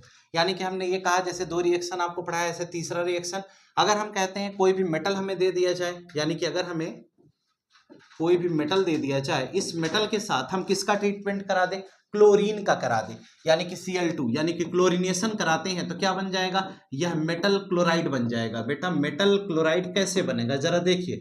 हम कहते हैं मेटल में हमने कैल्शियम ले लिया, क्लोरीन का ट्रीटमेंट कराया तो क्लोरीनेशन बोलते हैं, जिसका एडिशन होता है वो उसका एशन कहलाता है। तो Ca और Cl2 का क्या हो जाएगा, CaCl2 बन जाएगा। आपने कहा H2 के साथ Cl2 का ट्रीटमेंट करा दिया तो ये क्या बन जाएगा, ये HCl बन जाएगा। क्रिस क्रॉस मेथड आप पढ़ के आए हैं, वही लगाएंगे, सारी प्रॉपर्टी आपको अपने आप निखरती चली जाएगी। यानी कि आप ये एक तीसरा इसके अंतर्गत रिएक्शन पढ़े। तीसरे के बाद चौथे नंबर पे आइए, अगर मेटल के साथ हाइड्रोजन का रिएक्शन कराना हो तो आप क्या करेंगे, मेटल के साथ H2 का ट्रीटमेंट कराएंगे तो क्या बन जाएगा, मेटालिक हाइड्राइड का फॉर्मेशन हो जाता है। क्या बनेगा, मेटालिक हाइड्राइड बन जाएगा। ठीक है, यानी कि अगर हमें मेटल दे दिया जाए, H2 के साथ ट्रीट कर देंगे तो क्या बन जाएगा, MH बनेगा या MH2 बनेगा। यानी कि ओवरऑल हम ये कह सकते हैं, अब MH या MH2 जो भी बन सकता है इसके अंदर, वो डिपेंड इस पर करेगा कि M की वैलेंसी क्या है। हम कहते हैं मान लो Ca दे दिया जाए, H2 के साथ ट्रीटमेंट हो जाए तो क्या बन जाएगा, CaH2 बन जाएगा। जबकि अगर Na दे दिया जाए, इसका ट्रीटमेंट H2 के साथ हो जाए तो क्या बन जाएगा, NaH बन जाएगा। अगर हम कहते हैं K दे दिया जाए, इसका ट्रीटमेंट H2 के साथ हो जाए तो KH हो जाएगा। कैसे ये सब पॉसिबल हो पा रहा है, ये सब क्रिस क्रॉस मेथड का कमाल है। यानी क्रिस क्रॉस मेथड के द्वारा ही हम ये सारी चीजें बता पा रहे हैं कि किसके साथ किसका रिएक्शन कराएंगे तो प्रोडक्ट क्या बनेगा। बैलेंस करना उम्मीद करता हूं कि आपको आता होगा। इसमें एक बात और भी है कि अगर हम कहते हैं कि अगर किसी भी मेटल का सॉल्ट सॉल्यूशन के साथ ट्रीटमेंट कराया जाए, तो सॉल्ट सॉल्यूशन के साथ ट्रीटमेंट कराओगे तो क्या होगा, अगर उस मेटल की रिएक्टिविटी हाई होगी जिसके सॉल्यूशन के साथ ट्रीटमेंट करा रहे हो, तो दूसरा वाला डिस्प्लेस कर पाएगा या नहीं, ये सबसे बड़ा सोचनीय विषय है। जरा याद करिए, आपने याद किया था, पढ़ा था डिस्प्लेसमेंट रिएक्शन, याद है क्लास 10th के पहले चैप्टर में। बेटा जो डिस्प्लेसमेंट रिएक्शन पढ़े थे उसमें आप क्या पढ़ते थे कि ऊपर वाला रिएक्टिविटी सीरीज में आप पढ़ते थे ऊपर वाला एलिमेंट ज्यादा रिएक्टिव होगा इन कंपैरिजन टू नीचे वाले के, तो ऊपर वाला एलिमेंट हमेशा नीचे वाले को क्या कर देता है, डिस्प्लेस कर देता है, तो ऊपर वाला नीचे वाले को डिस्प्लेस कर देता है, तो वहां डिस्प्लेसमेंट रिएक्शन होता था। तो हम ये भी तो पढ़ सकते हैं इसके केमिकल प्रॉपर्टी के अंतर्गत, आपने देखा तो था ही ना कि एक मेटल दूसरे मेटल को आसानी से हटाता था, उसके साथ बॉन्ड बनाता था, जाकर जुड़ जाता था, एक नया प्रोडक्ट आता था, है ना। वो क्या था, वो जो आप पढ़ करके आए हैं वो क्या था, वो डिस्प्लेसमेंट रिएक्शन था, लेकिन आप उसे केमिकल प्रॉपर्टी ऑफ मेटल भी कह सकते हैं। हमने आपसे कहा था कि डिस्प्लेसमेंट रिएक्शन दो तरह के होते हैं, एक मेटल मेटल डिस्प्लेसमेंट, एक मेटल नॉन मेटल डिस्प्लेसमेंट। तो मेटल मेटल में मेटल मेटल को हटाएगा, नॉन मेटल में नॉन मेटल को हटाएगा। इस प्रकार से दोनों तरह के डिस्प्लेसमेंट रिएक्शन की बात हम कर लेते थे। वही चीज है, तो दोबारा बताने की कोई खास रिक्वायरमेंट हमें समझ में नहीं आई। तो दूसरे के बाद हम कहते हैं अब हम केमिकल प्रॉपर्टीज ऑफ, जैसे मेटल आपने पढ़ा वैसे ही हम नॉन मेटल की केमिकल प्रॉपर्टी भी पढ़ते हैं। यानी कि नॉन मेटल की अगर हम केमिकल प्रॉपर्टी की बात करते हैं तो हम कहते हैं कि अगर कोई भी नॉन मेटल हमें दे दिया जाए, इसका ट्रीटमेंट O2 के साथ कराते हैं, यानी ऑक्सीजन के साथ अगर इसका ट्रीटमेंट कराएंगे बेटा, तो क्या बन जाएगा प्रोडक्ट, ये बनेगा नॉन मेटेलिक ऑक्साइड। क्या बनेगा, नॉन मेटेलिक ऑक्साइड। यानी कि अगर किसी नॉन मेटल का ट्रीटमेंट ऑक्सीजन के साथ कराएंगे तो नॉन मेटेलिक ऑक्साइड का फॉर्मेशन हो जाता है। कहें ये तो बात ठीक है कि अगर नॉन मेटल ऑक्सीजन के साथ जाएगा तो नॉन मेटेलिक ऑक्साइड का फॉर्मेशन करेगा। जैसे एक क्वेश्चन दे दिया जाए, हम कहते हैं कि कोई भी नॉन मेटल हमें दे दिया जाए, ठीक है, नॉन मेटल में हमने कार्बन ले लिया, इसका ट्रीटमेंट ऑक्सीजन के साथ कराया, आपको पता है कि कार्बन डाइऑक्साइड मिल जाएगा। हम जानते हैं कि कार्बन अगर सफिशिएंट ऑक्सीजन के साथ ट्रीट करेगा तो CO2 बनाएगा, अगर इनसफिशिएंट ऑक्सीजन के साथ ट्रीट किया जाएगा तो क्या बनाएगा, कार्बन मोनोऑक्साइड बनाएगा। यानी ये CO2 क्या है, यह CO2 हमारी एसिडिक ऑक्साइड है। क्या है बेटा, एसिडिक ऑक्साइड है। यानी कि जब हम किसी नॉन मेटल का ऑक्सीजन के साथ रिएक्शन कराते हैं तो प्रोडक्ट में नॉन मेटेलिक ऑक्साइड बन जाता है, और non metallic oxide acidic oxide कहलाती है। अब हम कहते हैं अगर ये एसिडिक ऑक्साइड है तो हम इसका ट्रीटमेंट करा लिए, ये प्रोडक्ट में एसिडिक ऑक्साइड हो गई, हम कहते हैं CO2 में हम H2O का ट्रीटमेंट करेंगे, यानी वाटर का ट्रीटमेंट करेंगे। जब हम CO2 में H2O का ट्रीटमेंट करेंगे, यानी CO2 के साथ वाटर मिलाते हैं, तो प्रोडक्ट में क्या बनता है, H2CO3 बनता है। क्या बनेगा बेटा, H2CO3। और H2CO3 को हम क्या कहते हैं, कार्बोनिक एसिड कहते हैं, ठीक है। आखिर ये प्रूफ हो गया ना कि ये CO2 एसिडिक ऑक्साइड है। यानी अगर कोई पूछता है, एक क्वेश्चन बड़ा प्यारा सा आपके एग्जाम में आता है बोर्ड में, वो क्या कि आप प्रूफ करिए कि नॉन मेटेलिक ऑक्साइड एसिडिक होती है। ध्यान से सुनना, अगर क्वेश्चन आ गया कि non metallic oxide acidic in nature होती है, ये प्रूफ करके दिखाइए, तो क्या करोगे, नॉन मेटल को पहले ऑक्सीजन से ट्रीट कराया तो नॉन मेटेलिक ऑक्साइड बनी, उसमें पानी मिलाया, क्या बन गया, एसिड बन गया। तो नॉन मेटेलिक ऑक्साइड इसका मतलब क्या हो गया, एसिडिक नेचर की होती है। तो हम ये कह सकते हैं कि इस माध्यम से हम ये प्रूफ कर सकते हैं कि नॉन मेटेलिक ऑक्साइड एसिडिक होती हैं और मेटेलिक ऑक्साइड क्या होती है बच्चे, बेसिक इन नेचर होती हैं। तो इस प्रकार से हम इसके ऑक्साइड्स के बारे में भी बातचीत करते हैं। अच्छा, इसके बाद हम थोड़ा सा और आगे चलते हैं और अगली बात में हम क्या पढ़ते हैं, हम कह रहे थे कि नॉन मेटल जितने भी आपको दे दिए जा रहे हैं, दूसरे कॉन्सेप्ट में अगर हम देखें तो कोई भी नॉन मेटल अगर हमें दे दिया जाए तो उसके साथ ऑक्सीजन का ट्रीटमेंट तो समझ में आया, अगर हम उसका ट्रीटमेंट वाटर के साथ करते हैं तो क्या होगा, कोई रिएक्शन होगा क्या, कहते हैं नहीं, नो रिएक्शन होगा, पानी के साथ वह कोई रिएक्शन नहीं करता है। दूसरे के बाद तीसरे नंबर पे हम कहते हैं कि अगर हमें कोई नॉन मेटल दे दिया जाए, उसका ट्रीटमेंट हाइड्रोजन के साथ कराएं तो क्या बनेगा, उसका ट्रीटमेंट कराएंगे तो नॉन मेटेलिक हाइड्राइड बन जाएगा। क्या बनेगा, नॉन मेटेलिक हाइड्राइड बनेगा। जरा एक एग्जांपल देखते हैं। हमने ये कहा कि अगर हम N2 ले लेते हैं नॉन मेटल में, इसका ट्रीटमेंट H2 के साथ कराते हैं तो प्रोडक्ट में क्या बनेगा, अमोनिया बन जाता है। ये जो अमोनिया बन के आता है यह नॉन मेटल हाइड्राइड ही कहलाता है ना, यानी कि नाइट्रोजन का हाइड्रोजन के साथ ट्रीटमेंट हुआ। आप ये भी कह सकते हो कि अगर हम H2 का S के साथ ट्रीटमेंट कराते हैं तो ये हाइड्रोजन है, हाइड्रोजन का ट्रीटमेंट हमने किसके साथ कराया, सल्फर के, क्रिस क्रॉस लगाओगे तो क्या पाओगे, H2S। ये क्या होती है, हाइड्रोजन सल्फाइड, रोटेनेग्लाई की स्मेल होती है, कीप सेपरेटस से इसे बनाया जाता है। हम कहते हैं H2S का फॉर्मेशन हो गया, यानी नॉन मेटल को जब हाइड्रोजन से ट्रीट करोगे तो ऐसी केसेस बनती हैं। ये क्या है, ये केमिकल प्रॉपर्टीज की बात हो गई कि अगर कोई केमिकल प्रॉपर्टीज का जिक्र हम करेंगे तो क्या होगा उसके बारे में आपको बताया जा रहा है। हम कहते हैं कि अगर हम किसी नॉन मेटल का बेस के साथ ट्रीटमेंट कराते हैं तो क्या होगा। फोर्थ प्रॉपर्टी में देखिए, अगर कोई नॉन मेटल है उसका ट्रीटमेंट हम बेस के साथ कराते हैं तो क्या बन जाएगा, जरा देखिए। नॉन मेटल में हम कहते हैं कि कोई भी नॉन मेटल, जैसे कार्बन ले लो, ठीक है, नाइट्रोजन ले लो, non metallic oxide, sorry non metallic oxide को अगर बेस के साथ ट्रीटमेंट कराओगे, नॉन मेटेलिक ऑक्साइड का मतलब बेटा CO2, बेस का मतलब ये NaOH, तो क्या इसमें कुछ हो पाएगा, जरा देखो, क्या इसमें कोई भी बात बनने वाली है कार्बन डाइऑक्साइड का अगर इसके साथ ट्रीटमेंट कराते हो। कहें NaOH के साथ नहीं सर, अगर हम इसका ट्रीटमेंट CaOH का होल ट्वाइस के साथ करा दे तो यह भी तो एक बेस है, यानी कैल्शियम हाइड्रोक्साइड, यह क्या है, एक बेस है। कहते हैं क्या इसके साथ ट्रीटमेंट कराने पर कुछ होगा, कहें हाँ, इसके साथ ट्रीटमेंट कराने पर CaCO3 बन जाता है, यानी लाइमस्टोन बन जाएगा, जिसे हम कैल्शियम कार्बोनेट कहते हैं, यानी कि यह भी एक रिएक्शन अपने यहाँ है। दूसरी चीज, अगर कोई नॉन मेटल दे दिया जाए उसके साथ हेलोजन का ट्रीटमेंट करा दिया, यानी उसका हेलोजनेशन कराएंगे। हेलोजनेशन का मतलब ये हो गया कि जैसे नॉन मेटल में P4 हो गया, इसका ट्रीटमेंट Cl2 के साथ करा दोगे तो क्या बन जाएगा, PCl3 बनेगा या PCl5 बन जाएगा। तो ये क्या है, ये पांचवी प्रॉपर्टी है कि अगर किसी नॉन मेटल का ट्रीटमेंट हम क्लोरीन के साथ कराते हैं, यानी किसी नॉन मेटल का ट्रीटमेंट अगर हम हेलोजन ग्रुप के साथ कराते हैं, यानी किसी नॉन मेटल के साथ हेलोजनेशन कराते हैं, तो ऐसी केस में हम उस नॉन मेटेलिक हैलाइड का फॉर्मेशन करते हैं, जैसे फास्फोरस क्लोराइड हो गया, फास्फोरस पेंटाक्लोराइड हो गया, ये सभी क्या होते हैं, नॉन मेटेलिक हैलाइड्स के अंतर्गत पाए जाते हैं। ये तो बात आपको समझ में आ जानी चाहिए। ये प्रॉपर्टीज की कहानी हो गई कि क्या होती हैं इनकी प्रॉपर्टीज और कैसे पाई जाती हैं। अब हम इसके थोड़ा और आगे चलेंगे और अगली बात क्या डिस्कस करेंगे उस पर विचार करते हैं। आइए देखिए, हमने अभी एक छोटा सा कॉन्सेप्ट इसके अंतर्गत पढ़ा और आपको भी पढ़ाया। वह कॉन्सेप्ट हमने क्या बताया, जरा गौर करिएगा। वो क्या पढ़ा, क्या पढ़ाया, हम कहते हैं जो ऑक्साइड होता है वो टोटल बेटा कितनी तरीके का होता है, वो ऑक्साइड 3 तरीके का होता है, ठीक है, जरा गौर करिएगा। ये ऑक्साइड्स कितने तरीके के होते हैं, 3 तरीके के। एक हमारा होता है एसिडिक ऑक्साइड, ठीक है, 3 क्या 4 तरीके के, एसिडिक ऑक्साइड, दूसरा बेसिक ऑक्साइड, तीसरा एम्फोटेरिक ऑक्साइड, एम्फोटेरिक ऑक्साइड, और ये चौथे नंबर पे हम क्या पढ़ते हैं, न्यूट्रल ऑक्साइड। यानी ऑक्साइड्स के अंतर्गत के कॉन्सेप्ट की बात करें तो ये 4 तरह के ऑक्साइड्स हमारे यहाँ पाए जाते हैं। एसिडिक ऑक्साइड, बेसिक ऑक्साइड, आपको पता है जितनी भी नॉन मेटेलिक ऑक्साइड्स होती हैं वो एसिडिक होती हैं। जैसे एग्जांपल CO2, ये एसिडिक ऑक्साइड, ठीक है। आप कार्बन डाइऑक्साइड की बात करते हैं तो क्या है, एसिडिक है, क्यों, NO2, ठीक है, आपने पढ़ा SO2, SO3, ये सभी क्या है, एसिडिक ऑक्साइड है, क्योंकि ये नॉन मेटेलिक ऑक्साइड होती है।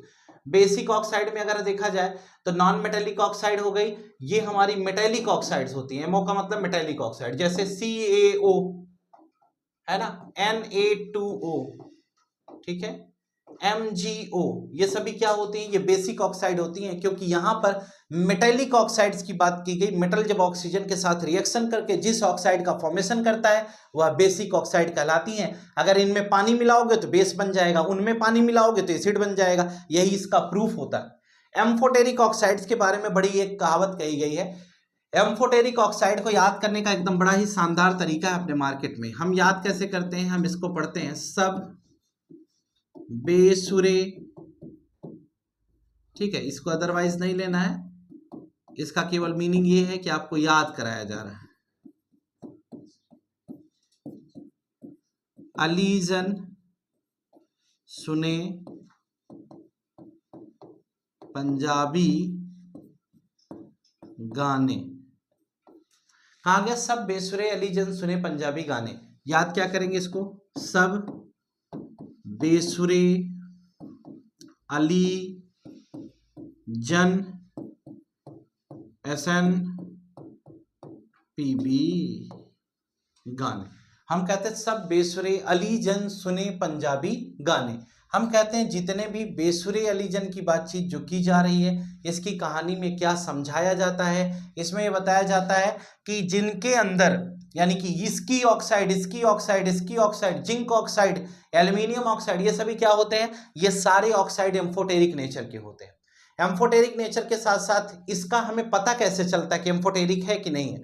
हम कहते हैं कि क्योंकि इसके अंदर एसिड और बेस दोनों से रिएक्शन करने की क्षमता पाई जाती है, यानी जितने भी एम्फोटेरिक ऑक्साइड होते हैं वो एसिड से रिएक्शन करके भी सॉल्ट बना लेते हैं और बेस से रिएक्शन करके भी सॉल्ट बना लेते हैं। इसलिए जितने एम्फोटेरिक ऑक्साइड होते हैं उनके अंदर एसिड और बेस दोनों से रिएक्शन करने की क्षमता पाई जाती है। लास्टली एक आता है न्यूट्रल ऑक्साइड, जिसके अंदर ऐसी कोई बात नहीं है। एग्जाम्पल के तौर पर हम यहाँ पढ़ते हैं एक अपना प्यारा सा एग्जाम्पल, कार्बन मोनोऑक्साइड, यानी ना एसिड से ना बेस से रिएक्शन नहीं करता है। आपको इधर याद रखना है, सब बेसुरे अली जन सुने पंजाबी गाने। एक क्वेश्चन हम आपको बताएंगे इसी के अंतर्गत, जैसे मान लो एग्जाम में पूछ लिया जाए कि ZnO यानी zinc oxide is amphoteric in nature. ये तो आप जानते हैं कि जिंक ऑक्साइड क्या होता है, एम्फोटेरिक नेचर का है। जस्टिफाई करिए या प्रूफ करिए कि जिंक ऑक्साइड एम्फोटेरिक नेचर का कैसे है। यानी अगर आपसे कहा जाए ZnO is amphoteric in nature, तो फिर क्या पूछा जाएगा, प्रूव दैट या प्रूव इट। तो क्या करोगे, प्रूफ तो करना पड़ेगा ना। कैसे प्रूफ किया जाएगा उसके बारे में हम बातचीत करेंगे। यानी कि जिंक ऑक्साइड एम्फोटेरिक नेचर का है, ये आपको प्रूफ करना है, तो उसके लिए क्या तरीका होगा, इसके बारे में आइए विचार करते हैं। क्वेश्चन ये आया, एक क्वेश्चन ये बहुत बार पूछा जा चुका है, ZnO is amphoteric in nature, यानी कि जिंक ऑक्साइड जो होता है बेटा वह क्या है, एम्फोटेरिक है नेचर में।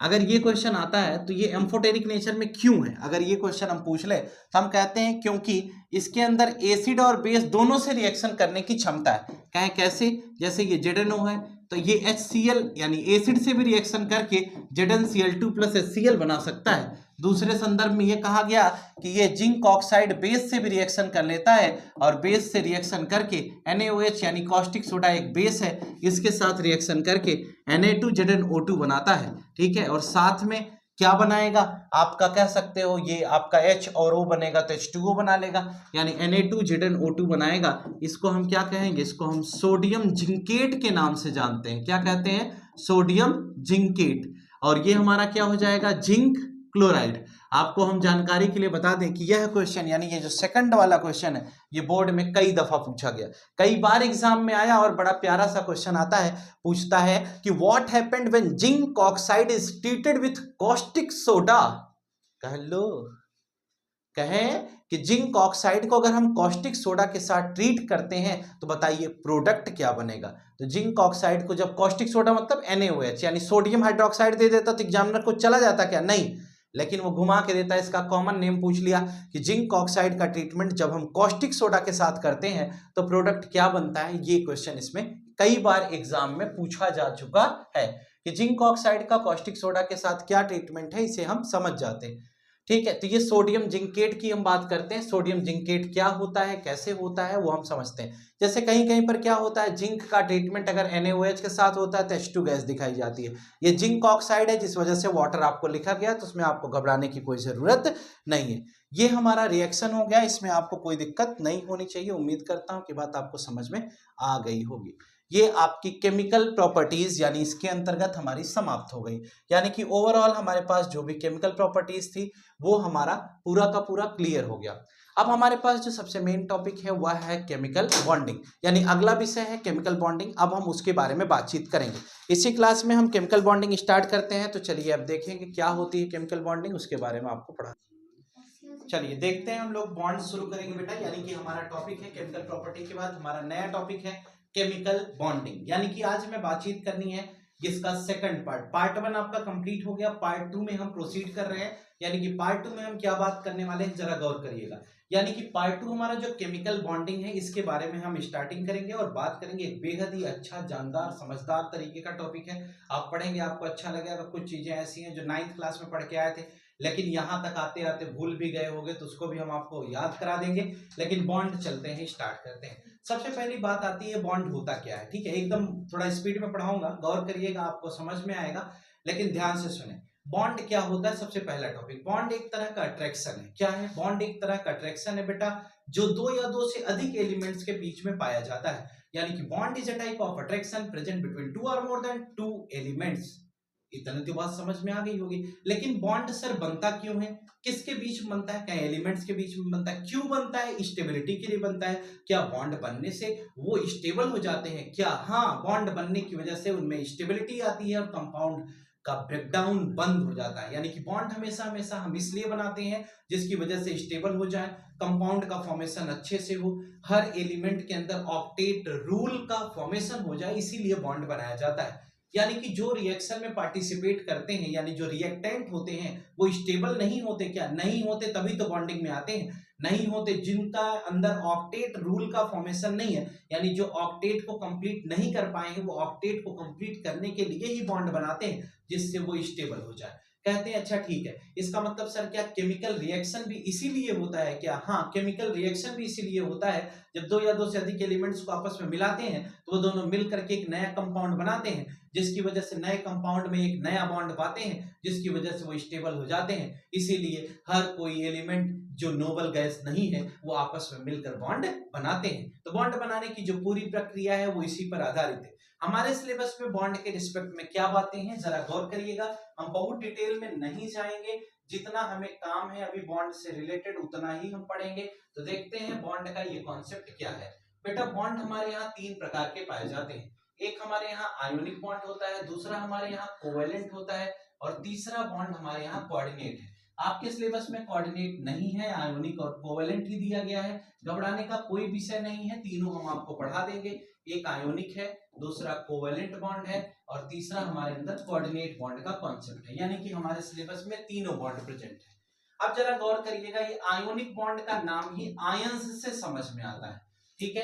कोवेलेंट के अंतर्गत हम कहते हैं ये शेयरिंग का केस है, यानी कि यहाँ पर इलेक्ट्रॉन की शेयरिंग होती है, और जो कोऑर्डिनेट है ये वन साइड अट्रैक्शन है, यानी आप ये कह सकते हैं कि कोऑर्डिनेट बॉन्ड में शेयर्ड पेयर ऑफ इलेक्ट्रॉन का कॉन्सेप्ट नहीं होता है, यहाँ पर डोनेशन जैसा केस है, यानी एक एलिमेंट अपने इलेक्ट्रॉन पेयर को किसी दूसरे एलिमेंट को दान कर देगा, वो हम सब समझेंगे। कोऑर्डिनेट बॉन्ड कब आया, जब कोवेलेंट बॉन्ड फेल हो गया। तो जरा देखो बेटा आयोनिक बॉन्ड का क्या केस है।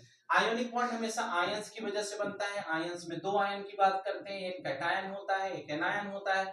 हम ये भी कह सकते हैं इस आयोनिक बॉन्ड का दूसरा नाम इलेक्ट्रोवैलेंट बॉन्ड भी कहलाता है। क्या कहलाता है, इलेक्ट्रोवैलेंट बॉन्ड कहलाता है। जिस कंपाउंड के अंदर आयोनिक या इलेक्ट्रोवैलेंट बॉन्ड पाया जाता है वह कंपाउंड आयोनिक कंपाउंड कहलाता है, या उस कंपाउंड को हम इलेक्ट्रोवैलेंट कंपाउंड के नाम से भी जानते हैं।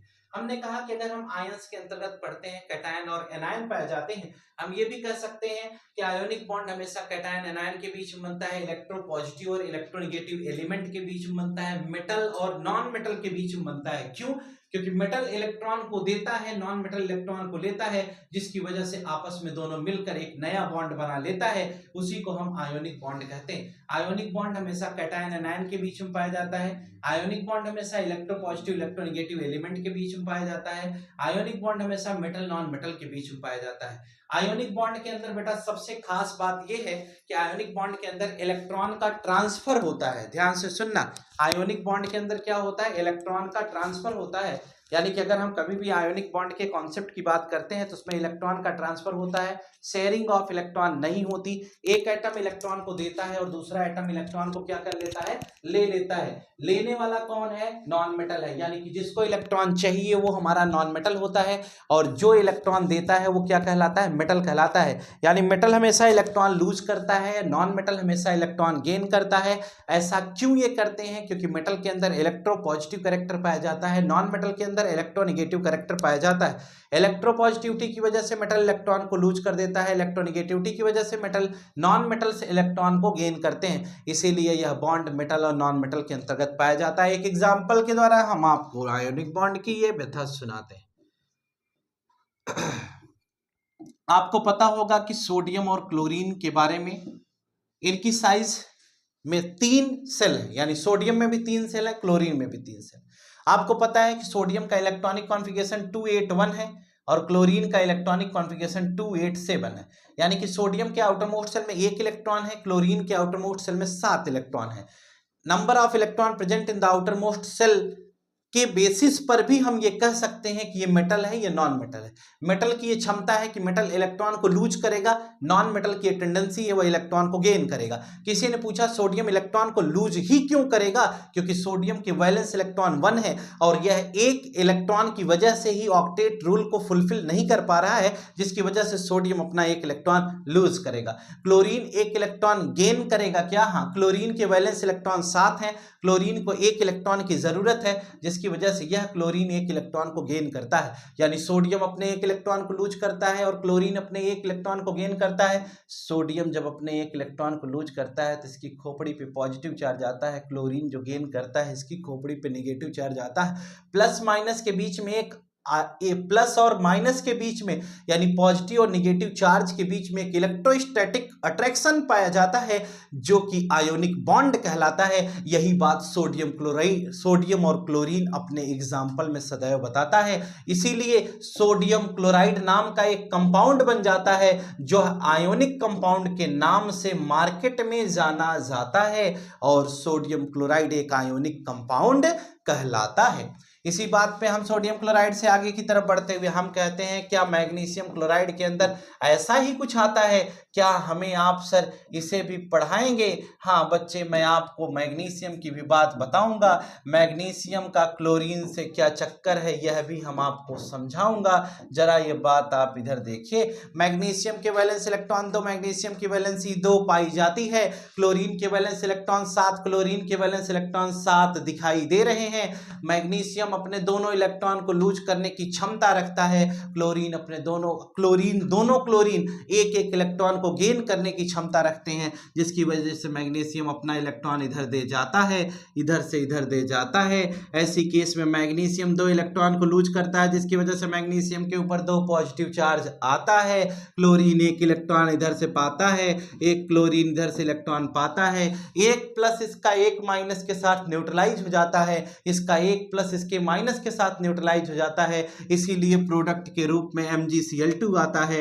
MgCl2 यहाँ पर मैग्नीशियम एक मेटल है, क्लोरीन एक नॉन मेटल है, जिसकी वजह से MgCl2 बन जाता है। यह यहाँ पर इसके बीच में जो अट्रैक्शन होता है वह इलेक्ट्रोस्टैटिक या आयोनिक अट्रैक्शन कहलाता है। इसके बीच में जो बॉन्ड बनता है वो आयोनिक बॉन्ड के नाम से जाना जाता है। इसीलिए मैग्नीशियम क्लोराइड स्वयं एक आयोनिक कंपाउंड या इलेक्ट्रोवैलेंट कंपाउंड के नाम से मार्केट में जाना जाता है। ये हो गया आपका आयोनिक बॉन्ड की कहानी समाप्त होती है। उम्मीद करता हूं कि आयोनिक बॉन्ड समझ में आया होगा। आपके लिए एक होमवर्क एल्युमिनियम क्लोराइड, इसका स्ट्रक्चर आप स्वयं बनाएं। यानी कि एल्युमिनियम क्लोराइड, एक एल्युमिनियम लिख लेना, 3 इलेक्ट्रॉन दिखा देना, 3 क्लोरीन उसके साइड में लगा देना। इसी प्रकार से कर्व्ड एरो के द्वारा आप उसे दिखाएंगे।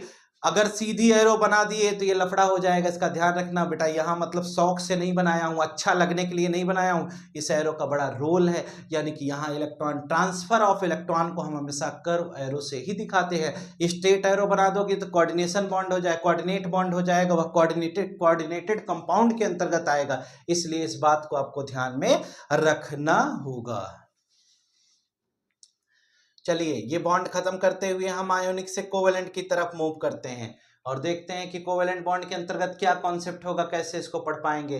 कोवेलेंट बॉन्ड के अंतर्गत आपके सामने बोर्ड पर दिखाई दे रहा है कि शेयरिंग ऑफ इलेक्ट्रॉन होगा तो हम उसे कोवेलेंट बॉन्ड के अंतर्गत पढ़ते हैं। यानी कि अगर इलेक्ट्रॉन की शेयरिंग किसी 2 या 2 से अधिक एटम्स के बीच में पाई जाती है तो उसे हम क्या कहते हैं? कोवेलेंट बॉन्ड के नाम से जानते हैं। तो आइए देख लेते हैं फिर कोवेलेंट बॉन्ड क्या होता है, कैसे पाया जाता है, किसके बीच में बनता है, क्यों बनता है, ना बने तो क्या हो जाए, बन जाने से क्या है, शेयरिंग इलेक्ट्रॉन की कैसे इसके अंतर्गत हो पाती है, दोनों एटम एक दूसरे के पास कैसे आते हैं, कब सिंगल कब डबल और कब ट्रिपल बनाते हैं, इनके अंदर बॉन्ड बनाए जाने से किस प्रकार से स्टेबिलिटी आती है, इन सभी बातों पर हम विचार करेंगे। और इन्हीं विचार के साथ साथ इस कोवेलेंट को भी समाप्त करेंगे मॉलिक्यूल्स और स्ट्रक्चर्स के बेसिस पर। पहला कहते हैं कि जो कोवेलेंट बॉन्ड है इसके अंतर्गत अगर हम प्रॉपर्टी की बात करते हैं तो कोवेलेंट बॉन्ड हमेशा हमेशा शेयरिंग ऑफ इलेक्ट्रॉन का कॉन्सेप्ट है। यानी कि 2 नॉन मेटल के बीच में, ये हमेशा नॉन मेटल के बीच में बनता है। मेटल नॉन मेटल के बीच में तो आयोनिक बनता है, यानी कि ये हमेशा हमेशा जब भी बनेगा तो दोनों नॉन मेटल होंगे। यानी नॉन मेटल के बीच में क्या होता है, हमेशा कोवेलेंट बॉन्ड बनता है। यानी एक नॉन मेटल होगा, दूसरा भी नॉन मेटल होगा, उसके बीच में शेयरिंग ऑफ इलेक्ट्रॉन होगी, तब जाकर कोवेलेंट बॉन्ड का फॉर्मेशन होता है। शेयरिंग मतलब साझेदारी, दोनों नॉन मेटल हैं। अब देखना कोवेलेंट बॉन्ड का मतलब ये हुआ कि यहाँ शेयरिंग होगी इलेक्ट्रॉन की, यह नॉन मेटल के बीच में बनेगा। कैसे बनेगा जरा हम समझते हैं। हमने कहा कि समझने से पहले आप ये जान लीजिए क्लासिफिकेशन ऑफ कोवेलेंट बॉन्ड, यानी कि अगर हम कोवेलेंट बॉन्ड की बात किए तो कोवेलेंट बॉन्ड के क्लासिफिकेशन में हम ये पढ़ते हैं कि इसके 3 पार्ट हैं। 3 पार्ट में बेटा कौन कौन से पार्ट हैं? पहला पार्ट हमारे अंदर आता है इसके अंतर्गत मेटल, दूसरा पार्ट आता है नॉन मेटल, और तीसरा पार्ट इसके अंतर्गत क्या आता है? मेटल।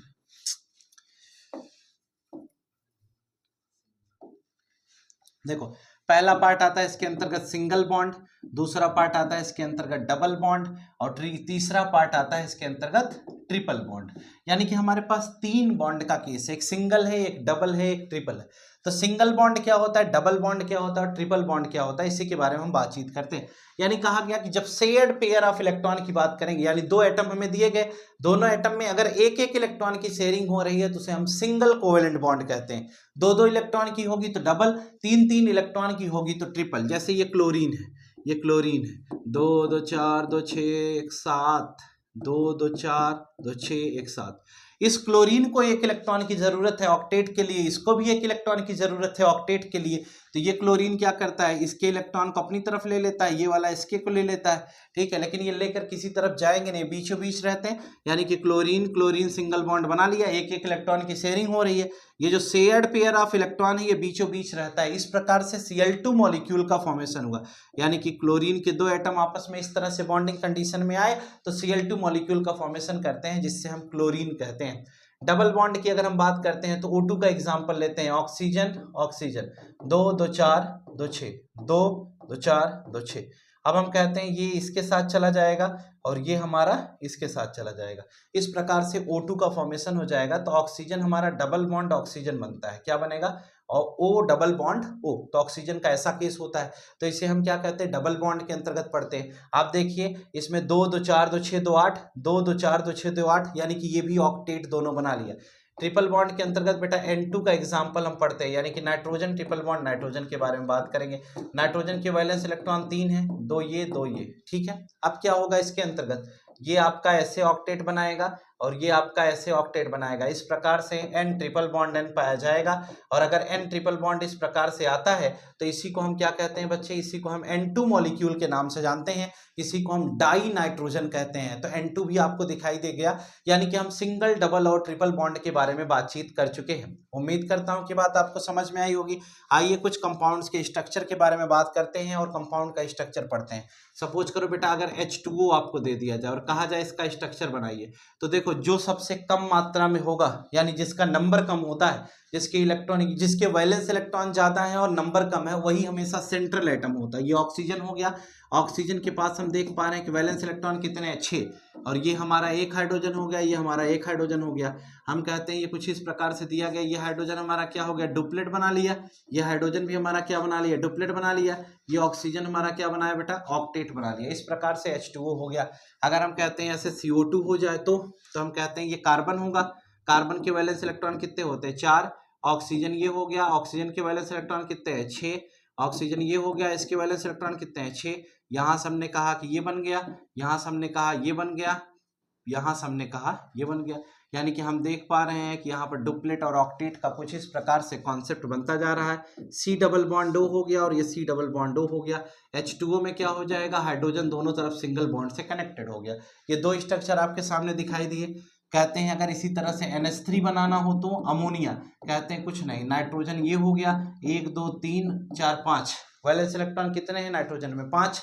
आपके पास हाइड्रोजन है तो हाइड्रोजन ये लिख दिया, हाइड्रोजन ये लिख दिया, हाइड्रोजन ये लिख दिया।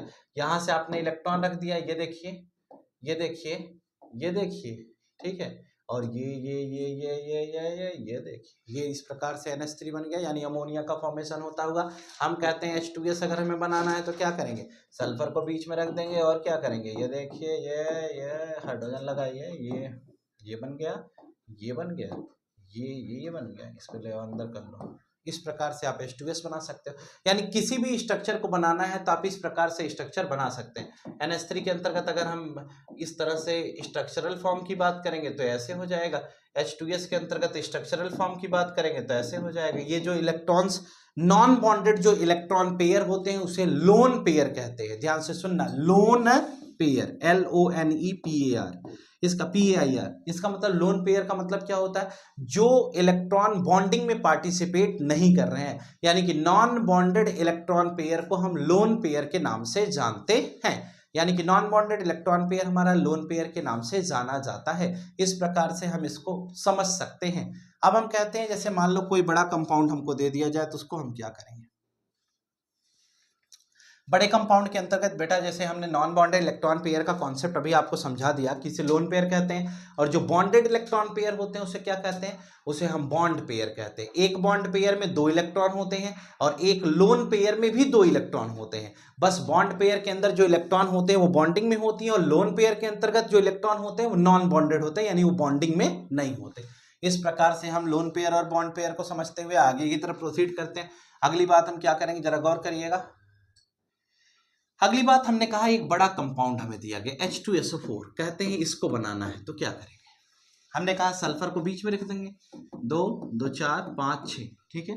अब हमारे पास क्या है, ऑक्सीजन है, फिर हमारे पास क्या है, ऑक्सीजन है। सल्फर को हमने बीच में रख दिया और हमारे पास ऑक्सीजन है। हम कुछ नहीं करेंगे, ये ऑक्सीजन हमने ऐसे ही लगा दिया, ये हाइड्रोजन हमारे पास है, ये भी हमारे पास हाइड्रोजन है। अब हम कहते हैं कि ये ऑक्सीजन इस प्रकार से लगाया गया, ये देखिए ये। अब हम कहेंगे कि इसको अगर हमने लगा दिया तो ये हाइड्रोजन हमारे पास है, ये भी हाइड्रोजन हमारे पास है। ध्यान से सुनना, हमने वैलेंस इलेक्ट्रॉन प्लेस कर रहा हूं। 2 ऑक्सीजन अभी मुंह देख रहे हैं कुछ इस प्रकार से। इनके पास क्या है, इनके पास टोटल नंबर ऑफ इलेक्ट्रॉन कितने हैं, ये देखिए। ये जितना अच्छा आप समझ पाएंगे, पहली बार देख रहे होंगे तो नहीं समझ पाएंगे, इसके पहले देखे होंगे तो रिवीजन अच्छा कर पाएंगे। ये देखिए डुप्लेट डुप्लेट। अब सुनना, ऑक्सीजन के अंतर्गत चलते हैं। ये ऑक्सीजन क्या कहता है, ये देखो 8।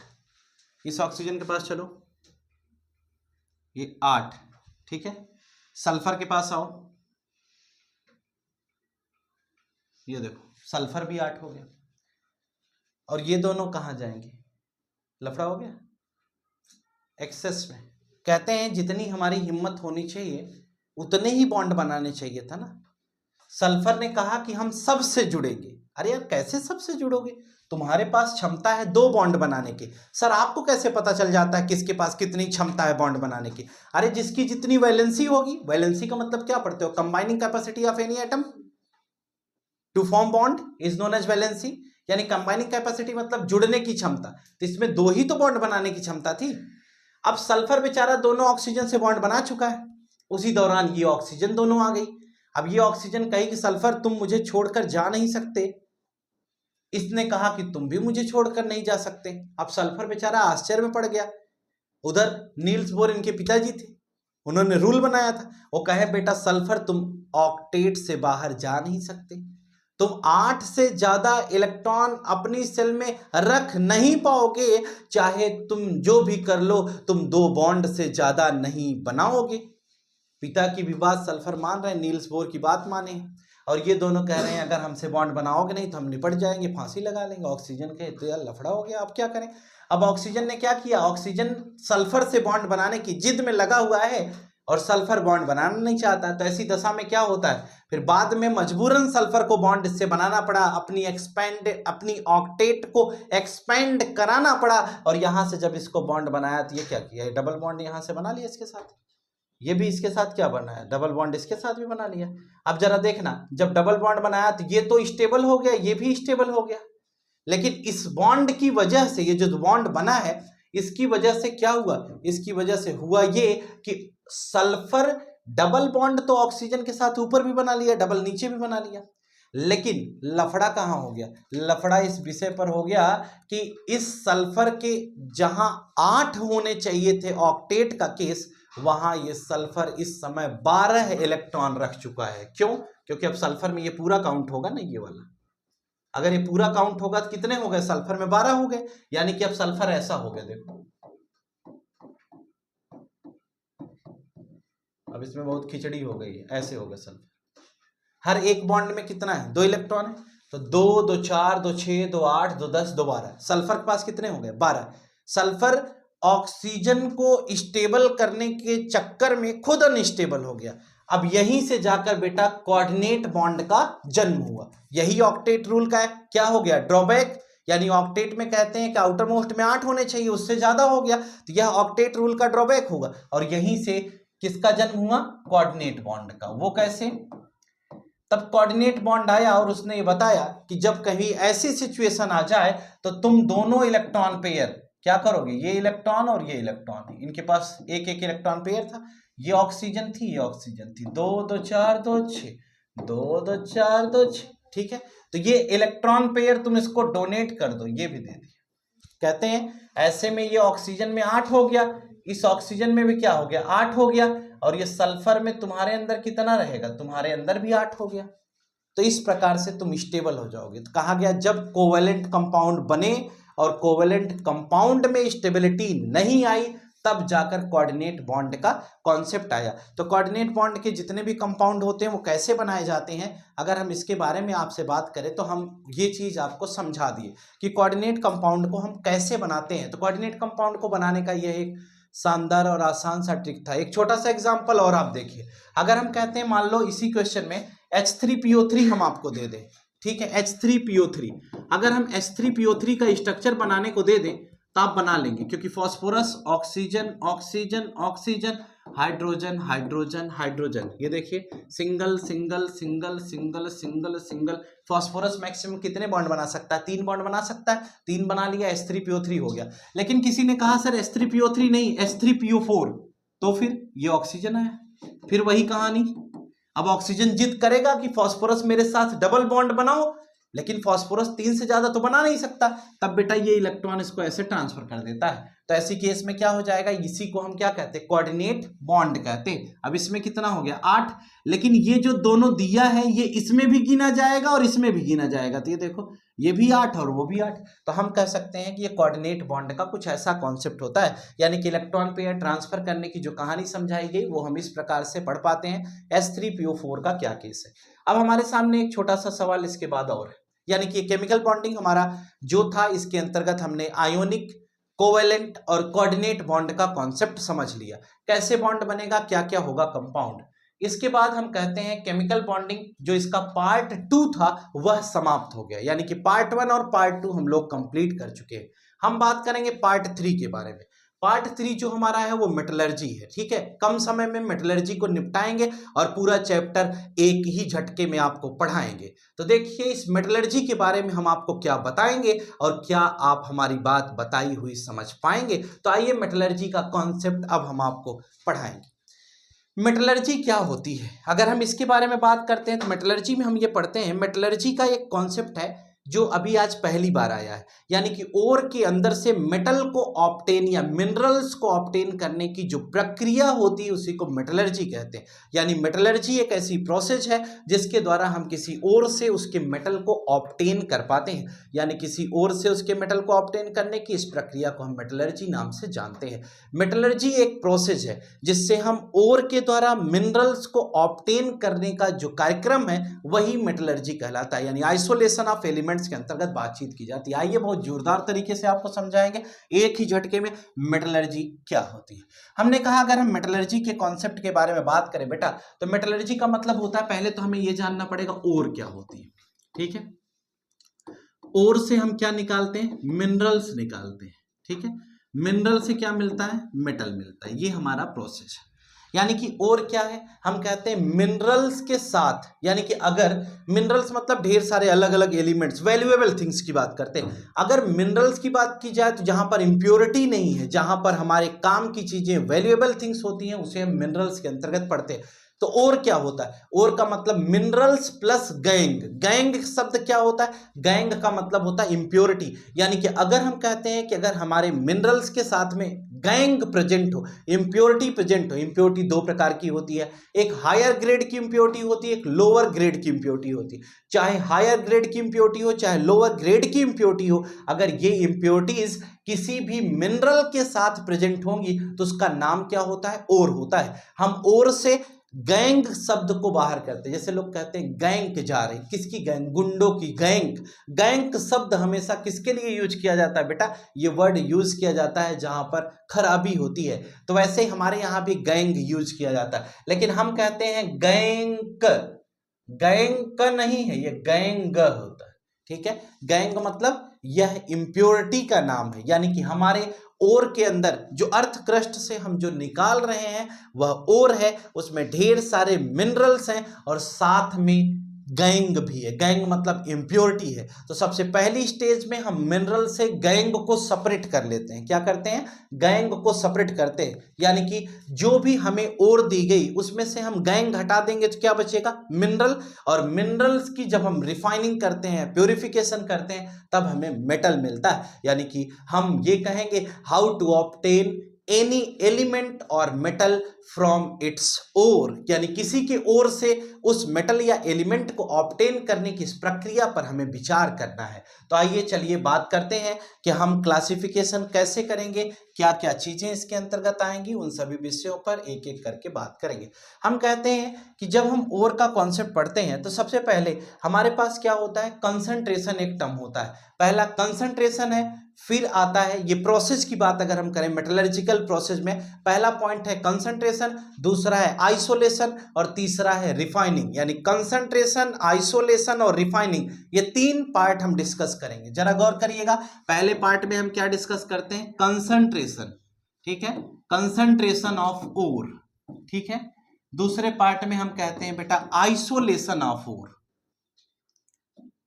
और तीसरे पार्ट में हम कहते हैं रिफाइनिंग, यानी कि छानना, सेपरेट करना, मिनिमम लोअर ग्रेड की इंप्योरिटी को अलग करना।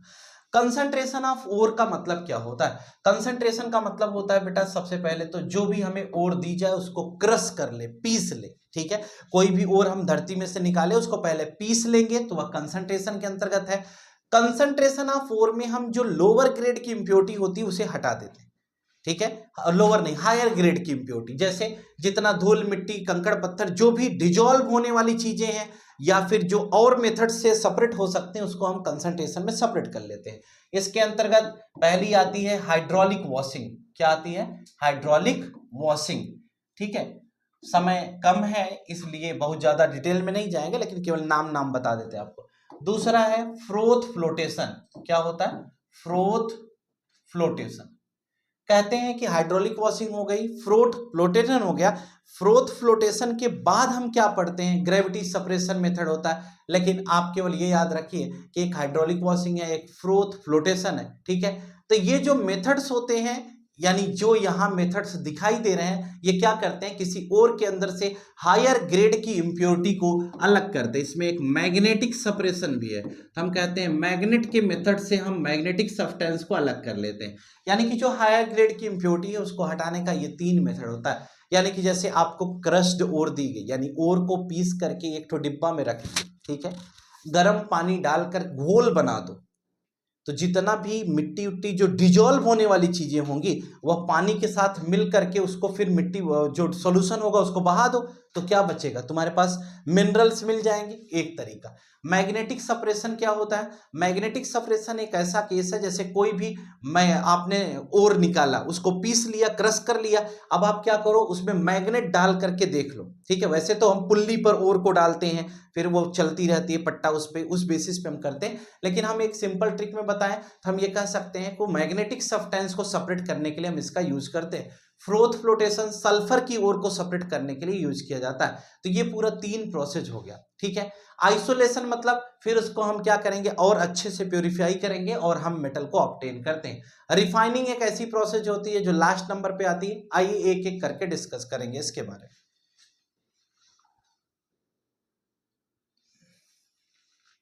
देखिए, हमने कहा कि जैसे कोई भी अगर हमें ओर दे दी जाती है तो उस ओर के अंदर जो एलिमेंट्स होते हैं उन्हीं के बेसिस पर हम इसको क्या करते हैं? क्लासिफाई करते हैं। कहते हैं कि ओर जैसे हमें कोई भी दे दी जाए तो उसके अंदर हाईली रिएक्टिव एलिमेंट होंगे, एक केस, यानी कुछ एलिमेंट ऐसे होंगे जो हाईली रिएक्टिव एलिमेंट्स होंगे, कुछ मॉडरेट रिएक्टिव होते हैं। बेटा ये चार्ट बस याद रखो, कोई चीज और पढ़ने की जरूरत नहीं है। मॉडरेट रिएक्टिव होते हैं और लास्ट में कुछ ऐसे होते हैं जो लीस्ट रिएक्टिव होते हैं, ठीक है। तो हाईली रिएक्टिव, मॉडरेट रिएक्टिव और लीस्ट रिएक्टिव, ये तीन तरह की केसेज आपके सामने दिखाई दे रही हैं। हाईली रिएक्टिव एलिमेंट्स को हम क्या करेंगे? मॉडरेट को क्या करेंगे? लीस्ट रिएक्टिव एलिमेंट्स को क्या करते हैं? यानी कि जब कोई भी एलिमेंट पाया जाता है तो या तो वह अपनी ऑक्साइड के फॉर्म में रहता है या तो वह अपनी सल्फाइड के फॉर्म में रहता है, यानी कि हम उसे ऑक्साइड और सल्फाइड ओर के नाम से जानते हैं। यानी एलिमेंट कोई भी होगा या तो ऑक्साइड के फॉर्म में होगा या फिर वह अपने सल्फाइड के फॉर्म में होगा, दो फॉर्म में एलिमेंट्स पाए जाते हैं। अगर हम कहते हैं हाईली रिएक्टिव एलिमेंट की बात करते हैं तो जैसे कोई हाईली रिएक्टिव एलिमेंट है तो हम उसे इलेक्ट्रोलिसिस प्रोसेस से भी अलग कर लेते हैं। इलेक्ट्रोलिसिस प्रोसेस मतलब समझ रहे हो, यानी कि हम जो कैथोड एनोड लगाते थे, याद करो आपने एक केस पढ़ा था, हम इसको डिटेल में नहीं बताएंगे, आपको हम समझा रहे हैं, रिलेट करा रहे हैं पीछे से। कहाँ आपने हाईली रिएक्टिव एलिमेंट्स को सेपरेट करने के लिए एक इलेक्ट्रोलिसिस पढ़ा था, जहां पर डिकम्पोजिशन करते थे, क्या याद है? कौन सी? इलेक्ट्रोलिटिक डिकम्पोजिशन रिएक्शन पढ़ते थे, करंट पास कराते थे, कैथोड एनोड लेते थे, एक तरफ सोडियम चला जाता था, एक तरफ क्लोरीन, यानी एक तरफ वाटर, एक तरफ हाइड्रोजन, एक तरफ ऑक्सीजन, ऐसे जाता था। वही केस इसमें लगाई जाएगी, यानी कि आप इलेक्ट्रोलिटिक मेथड का यूज करेंगे, एक कैथोड लेंगे, एक एनोड लेंगे पतली वाली, इस पे एक पॉजिटिव होगी एक निगेटिव होगी, ये निगेटिव होगी ये पॉजिटिव होगी, मान लो जो भी आप ले लो, इसको करंट दे दोगे, यहां से क्या होगा, इसमें सॉल्यूशन भर के रखोगे तो उसमें आयंस का फॉर्मेशन होगा, एक कैथोड पे एक एनोड पे चला जाता है। इस मेथड से हम इसको सेपरेट कर पाते हैं। लेकिन ये जो मॉडरेट रिएक्टिव एलिमेंट है यही आपके सिलेबस में पूछे जाते हैं। इसके दो पार्ट है, इसमें एक पार्ट होता है बेटा कैल्सिनेशन और दूसरा पार्ट होता है रोस्टिंग। ठीक है, कैल्सिनेशन और रोस्टिंग दो पार्ट है इसमें। हमने कहा कैल्सिनेशन क्या होता है और रोस्टिंग क्या होती है। कैल्सिनेशन के अंतर्गत हमेशा हम कार्बोनेट ओर लेते हैं, क्या लेते हैं? कार्बोनेट ओर। और रोस्टिंग के अंतर्गत हम क्या लेते हैं? सल्फाइड ओर लेते हैं। ठीक है, यानी रोस्टिंग हमेशा सल्फाइड ओर की होती है और ये कार्बोनेट ओर की होती है। कहते हैं कि कैल्सिनेशन हमेशा एब्सेंस ऑफ ऑक्सीजन में होता है और ये प्रेजेंस ऑफ ऑक्सीजन में होती है, यानी कि हम ये भी कह सकते हैं कि ये हमेशा एब्सेंस ऑफ O2 होता है और ये हमेशा प्रेजेंस ऑफ O2 होता है। यानी कि अगर हम सल्फाइड ओर से क्या कर दें, एलिमेंट को अलग करना चाहें तो उसके लिए हमें ऑक्सीजन की प्रेजेंस रखनी पड़ेगी और कार्बोनेट में कोई ऑक्सीजन की रिक्वायरमेंट नहीं होती। इसका एक एग्जाम्पल आया मार्केट में, जैसे कैल्शियम कार्बोनेट है, हमने कहा एब्सेंस ऑफ ऑक्सीजन में इसे हीट कर दिया गया, जब हीट किया गया तो प्रोडक्ट क्या बना, ये CaO बनेगा और ये CO2 बनेगा। यही एग्जाम में आएगा, यही आपके सिलेबस में है ही। हमने कहा कैल्शियम कार्बोनेट को जब हम हीट करते हैं, लाइम स्टोन है तो क्विक लाइम बन गया और कार्बन डाइऑक्साइड बाहर निकल गई, लेकिन ये क्या बना, ये तो हमें मेटल ऑक्साइड मिला ना। हमें क्या चाहिए? मेटल चाहिए, हमें कैल्शियम चाहिए, तो हम कैल्शियम के लिए क्या करते हैं, ये CaO है, इसके साथ कार्बन या कार्बन मोनोऑक्साइड जैसे रिड्यूसिंग एजेंट का ट्रीटमेंट कर देते हैं। आपको समझ में आना चाहिए रिड्यूसिंग एजेंट क्या है, यानी कि जो रिडक्शन करवाता है। तो आप क्या पढ़ोगे, ये कार्बन ये ऑक्सीजन को ले लेगा और या तो CO और CO2 के रूप में बाहर चला जाएगा, यानी कि प्रोडक्ट में Ca आएगा, यहाँ CO या CO2 यानी कार्बन या कार्बन मोनोऑक्साइड गैस का फॉर्मेशन हो जाएगा। तो हमें क्या मिल गया, कैल्शियम मिल गया कि नहीं। अगर हमें कैल्शियम ऑब्टेन हो गया तो इसे क्या कहते हैं, यह कैल्सिनेशन प्रोसेस है। यानी कैल्सिनेशन एक ऐसी प्रोसेस है, एग्जाम में दो क्वेश्चन आते हैं इससे, एक कैल्सिनेशन क्या होता है, दूसरा रोस्टिंग क्या होता है। तो कैल्सिनेशन में आप पढ़ोगे, कैल्सिनेशन एक ऐसी प्रोसेस है जिसमें हम किसी कार्बोनेट ओर को एब्सेंस ऑफ ऑक्सीजन में स्ट्रांगली हीट करते हैं, तब जाकर के वो क्विक लाइम का फॉर्मेशन करता है। इस क्विक लाइम का ट्रीटमेंट रिड्यूसिंग एजेंट कार्बन या कार्बन मोनोऑक्साइड के साथ करते हैं, तो ऐसे केस में हमें कैल्शियम बनता है और कार्बन कार्बन मोनोऑक्साइड बाहर निकल जाता है। अच्छा, ये तो समझ में आ गया। अब इसकी बात आती है, अगर हमें सल्फाइड ओर दे दी जाए तब हम क्या करेंगे। अगर हमें सल्फाइड ओर दे दी जाए, जैसे कि सल्फाइड ओर में हमें जिंक सल्फाइड दिया गया, हम कहते हैं ऑक्सीजन की प्रेजेंस में इसको हम हीट करते हैं। जब हम ऑक्सीजन की प्रेजेंस में हीट करेंगे तो बेटा प्रोडक्ट में क्या बनेगा, ZNO बन जाएगा और साथ में SO2 बनेगा। ZNO हमारा क्या है, जिंक ऑक्साइड और सल्फर डाइऑक्साइड, दो इसके प्रोडक्ट बन गए। ठीक है, अब आपके पास क्या बना, ZNO बचा, इस ZNO से जिंक निकालना है तो क्या करोगे, फिर वही काम करोगे, कार्बन या कार्बन मोनोऑक्साइड की प्रेजेंस में ट्रीटमेंट कराओगे तो Zn प्लस CO या CO2 बन जाएगा। यानी कि ये रिड्यूसिंग एजेंट है ना कार्बन, तो कार्बन इसके ऑक्सीजन को खींच लेता है तो जिंक अलग हो गया। हमें मेटल ही तो ऑब्टेन करना था, तो जिंक मेटल को हमने ऑब्टेन कर लिया। यानी कि जिंक सल्फाइड एक और है जो रोस्टिंग के अंतर्गत आती है। रोस्टिंग हमेशा ऑक्सीजन की प्रेजेंस में होता है, जिंक सल्फाइड का ऑक्सीडेशन कराए, यानी ऑक्सीजन की प्रेजेंस में जब हम इसको ट्रीट करते हैं तो हीट करते हैं तो जिंक ऑक्साइड और सल्फर डाइऑक्साइड बनता है। सल्फर डाइऑक्साइड एक गैस होने की वजह से वह रिमूव हो जाती है, जिंक ऑक्साइड बच जाता है। जो जिंक ऑक्साइड बच जाता है उसमें कार्बन कार्बन मोनोऑक्साइड का ट्रीटमेंट जब हम कराते हैं, या कार्बन कार्बन मोनोऑक्साइड का ट्रीटमेंट जब जिंक ऑक्साइड में कराया जाता है, तो ऐसे केस में कार्बन कार्बन मोनोऑक्साइड इसके ऑक्सीजन को लेकर के बाहर निकल जाता है, जिसकी वजह से प्रोडक्ट में जिंक नाम का एक एलिमेंट आता है। यही मेटलर्जी के अंतर्गत क्या कहलाता है? रोस्टिंग कहलाता है। शायद ये सेकंड बात भी आपको समझ में आ जानी चाहिए। मॉडरेट रिएक्टिव एलिमेंट्स हैं तो हम ऐसे करेंगे, लेकिन बेटा अगर लीस्ट रिएक्टिव एलिमेंट है, यानी कि रिएक्टिविटी सीरीज में जो नीचे वाले एलिमेंट हैं, अगर वो ओर में है तो उनको कैसे निकालेंगे? अगर मान लो कोई लीस्ट रिएक्टिव एलिमेंट ओर के अंदर फंस गया तो उसको कैसे निकालेंगे? अब कहते हैं उसको निकालने का एकदम सिंपल सा तरीका है, जिसके अंदर रिएक्शन करने की क्षमता कमजोर है तो वो बॉन्ड भी तो वीक बनाएगा। यानी जिसके अंदर रिएक्शन की क्षमता ज्यादा तेज होती है उसको तोड़ने के लिए भी बहुत तेजी से बॉन्ड देना पड़ता है, यानी हीट देनी पड़ती है। ऐसे समझो, अगर कोई बहुत रिएक्टिव है तो किसी से जुड़ेगा तो बहुत स्ट्रांग बॉन्ड बनाएगा और उसके बॉन्ड को तोड़ने के लिए ज्यादा से ज्यादा एनर्जी देनी पड़ेगी, तब उसका बॉन्ड टूटेगा। लेकिन अगर बेटा यही दूसरी केस में हम पढ़ते हैं, हम कहते हैं कि अगर कोई लीस्ट या लेस रिएक्टिव है, यानी कि जिसके अंदर बॉन्ड बनने की संभावनाएं कम होती हैं, ऐसा कोई एलिमेंट है, तो जब वह रिएक्शन करेगा और बॉन्ड बनाएगा तो बॉन्ड बड़ा लुलजुल टाइप का होगा, बड़ा कमजोर टाइप का बॉन्ड बनेगा। अब बॉन्ड एकदम जुलजुल कर रहा है, कबों टूट सकता है, केवल एक दूसरे की वजह से है, तो ऐसे बॉन्ड को तोड़ने में वक्त नहीं लगता। तो हम कहते हैं कि अगर कोई लीस्ट रिएक्टिव एलिमेंट आता है तो कुछ नहीं करना है, क्या करना है? HGO आया या कर मुस्कुराया, हीट जैसे ही पाया Hg बनाया, O2 यहां से बाहर निकल आया। तो क्या मिला हमें? मरकरी मिल गया ना, तो मरकरी ही तो चाहिए था। कहे कोई ऐसा लीस्ट रिएक्टिव, कहे सर आपको कैसे पता मरकरी लीस्ट है? कहे वो नीचे की तरफ होता है। कहाँ? रिएक्टिविटी सीरीज में। तो HGO को हीट कर दो तो HgO2 अपने आप बन जाएगा, PbO को हीट कर दो तो Pb+O2 अपने आप बन जाएगा। तो हम ये कह सकते हैं कि जो लीस्ट रिएक्टिव एलिमेंट होते हैं उसके लिए कोई जरूरत किसी की नहीं है, थोड़ा सा हीट करिए उसका ऑक्साइड हमेशा के लिए बाहर चला जाएगा, यानी उसका ऑक्सीजन रिमूव हो जाएगा। इस प्रकार से, या फिर अगर इसको और समझना चाहते हैं तो फिर इसमें ले जाओ, इसमें ले जाओगे तो सब तो अपने आप ही टूट टाट के बाहर हो जाएगा। लेकिन आपको उतना करना नहीं, आपको सिंपल सा केस है, नॉर्मल आपको दिया जाएगा, ऐसे कर लेना, आपको ये क्लियर हो जाएगा। पार्ट 3 इसी के साथ समाप्त होता हुआ आपको हम बताना चाह रहे हैं कि आज हम लोग इस मेटल एंड नॉन मेटल के इस तीसरे पार्ट पर भी बातचीत कर चुके हैं। यानी मेटलर्जी पढ़ करके हमें एहसास हो जाना चाहिए कि पार्ट 1, पार्ट 2, पार्ट 3, मेनली तो 3 ही पार्ट है, चौथा तो जबरन बनाया गया है, लेकिन अब बनाया गया है तो समझाया ही जाएगा। मेटलर्जी के बाद अगला पार्ट आपके सामने बोर्ड पर दिखाई दे रहा है। इसी के साथ आप देखिए कोरोजन क्या होता है। आइए बात करते हैं कोरोजन पर।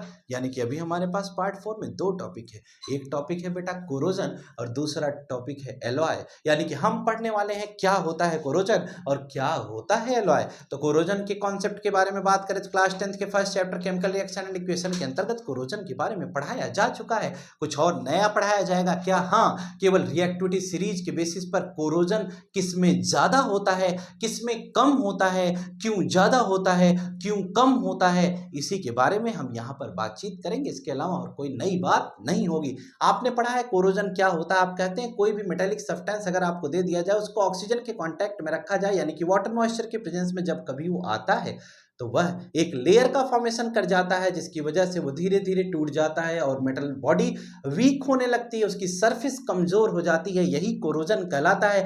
कहें कि लोहे में सबसे ज्यादा जंग क्यों लग जाता है? क्या सर जी आप हमें ये बताते? हाँ बिल्कुल, कोरोजन उसी के अंदर सबसे ज्यादा होता है जो रिएक्टिविटी सीरीज में सबसे ऊपर पाया जाता है। कहें ऐसा क्यों? क्योंकि जो रिएक्टिविटी सीरीज में बेटा सबसे ऊपर होता है उसके अंदर बॉन्ड बनाने की, रिएक्शन करने की क्षमता भी सबसे ज्यादा होती है। उसके अंदर बॉन्ड बनाने की क्षमता, रिएक्शन करने की क्षमता सबसे ज्यादा होती है, जिसकी वजह से वो बहुत तेजी के साथ ऑक्साइड, हाइड्रोक्साइड और लेयर्स का फॉर्मेशन करता है। यानी कि वह अपने ऊपर जो लेयर बनाता है, यानी कि मॉइस्चर की प्रेजेंस में रिएक्शन के कांटेक्ट में सबसे पहले वही आता है जो रिएक्टिविटी सीरीज में ऊपर पाया जाता है, तो जो जितना ऊपर होगा वो उतना तेजी से दूसरे से बॉन्ड बनाएगा, दूसरे के साथ उतना ही तेज वह जुड़ जाएगा। जब वह दूसरे के साथ जितना तेज जुड़ जाएगा तो उसी प्रकार से वह एक नया कंपाउंड बनाएगा। तो हम कहते हैं जो जितना ऊपर होता है रिएक्टिविटी सीरीज में उसके अंदर कोरोड होने की क्षमता उतनी ही ज्यादा होती है, यानी कि ऑक्सीजन के कांटेक्ट में आने की टेंडेंसी उसके अंदर उतनी ज्यादा होती है, उतनी ही ज्यादा उसके अंदर बॉन्ड बनाने की क्षमता भी पाई जाती है। इसका मतलब रिएक्टिविटी सीरीज में बेटा जो सबसे ऊपर पाया जाएगा वो सबसे तेजी से बॉन्ड बनाएगा, सबसे जल्दी कोरोड हो जाएगा, सबसे जल्दी वही मेटल निपट जाएगा, इसीलिए वो मार्केट में आएगा और चला जाएगा अगर उसकी देखभाल ना की गई। इसीलिए कोरोजन से बचाव के लिए हम हमेशा क्या करते हैं, पेंट लगाते हैं और ऑयलिंग करते हैं और भी तमाम काम हम करते हैं। हम कहते हैं गैल्वेनाइजेशन करते हैं, इलेक्ट्रोप्लेटिंग करते हैं, इस तरह के तमाम सवालों की बातचीत हम कर रहे हैं। ये सारा काम हम किसके अंतर्गत करते हैं, कोरोजन के अंतर्गत करते हैं। लास्ट टॉपिक है, इसके बाद खत्म करेंगे क्लास को। बहुत छोटा सा टॉपिक, 5 मिनट के आसपास और बचा है, यानी कि हम लोग पढ़ने वाले हैं क्या है कोरोजन। समझ लिया हमने कोरोजन किस में ज्यादा होगा, जिसके अंदर रिएक्शन की क्षमता ज्यादा होगी, जिसके अंदर रिएक्शन की क्षमता कम होगी उसके अंदर कोरोजन कम होगा। क्या चांदी के बर्तन कोरोड नहीं होते? क्या होते हैं, चांदी में भी कोरोजन होता है, लेकिन ये लॉन्ग प्रोसेस है, लंबे समय के बाद कोरोजन होता है। सोना काला क्यों पड़ जाता है?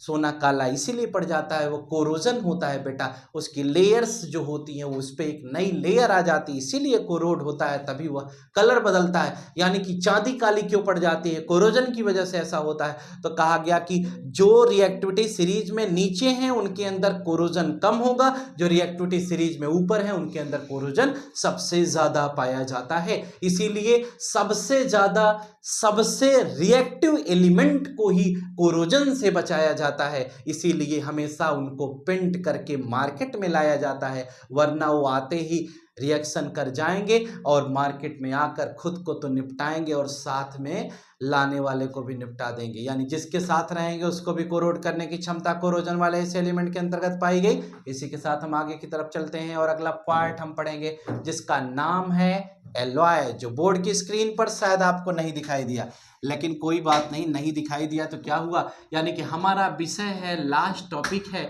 इसके बारे में हम बात करते हैं, वह है एलॉय। एलॉय क्या होता है? हम कहते हैं कॉम्बिनेशन ऑफ 2 और मोर देन 2 एलिमेंट, यानी 2 या से अधिक जब एलिमेंट्स आपस में मिक्स होते हैं तब जाकर के एलॉय का फॉर्मेशन होता है।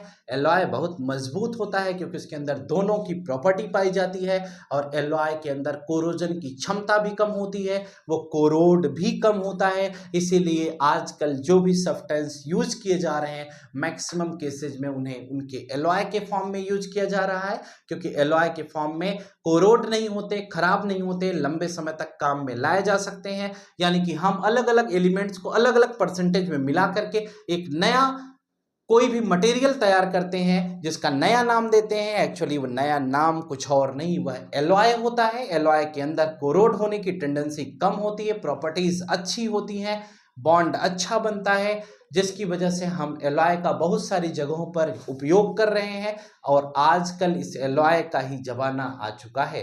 ठीक है, अलग अलग एलिमेंट्स का अलग अलग एलॉय होता है। जैसे कोई भी आपको ये भी जानकारी होनी चाहिए, जैसे एल्युमिनियम का एलॉय कौन है? बॉक्साइट है ना, आपको मालूम होना चाहिए कि कौन किससे बाहर आता है, यानी एलॉय के रूप में हम बात करते हैं तो इसके बारे में भी हमें पता होना चाहिए। ठीक है, जैसे जिंक है तो जिंक कहाँ से आएगा, मरकरी का एलॉय कौन है, तो ये भी हमें पता होना चाहिए, उसकी ओर भी हमें पता होना चाहिए, और हम उसके एलॉय के बारे में भी जानना चाहिए। ठीक है, तो bauxite, zinc, zinc blende, zinc sulphide, ये सब और के नाम हैं, तो हम इसके बारे में भी हमें जानना बहुत ज़रूरी है।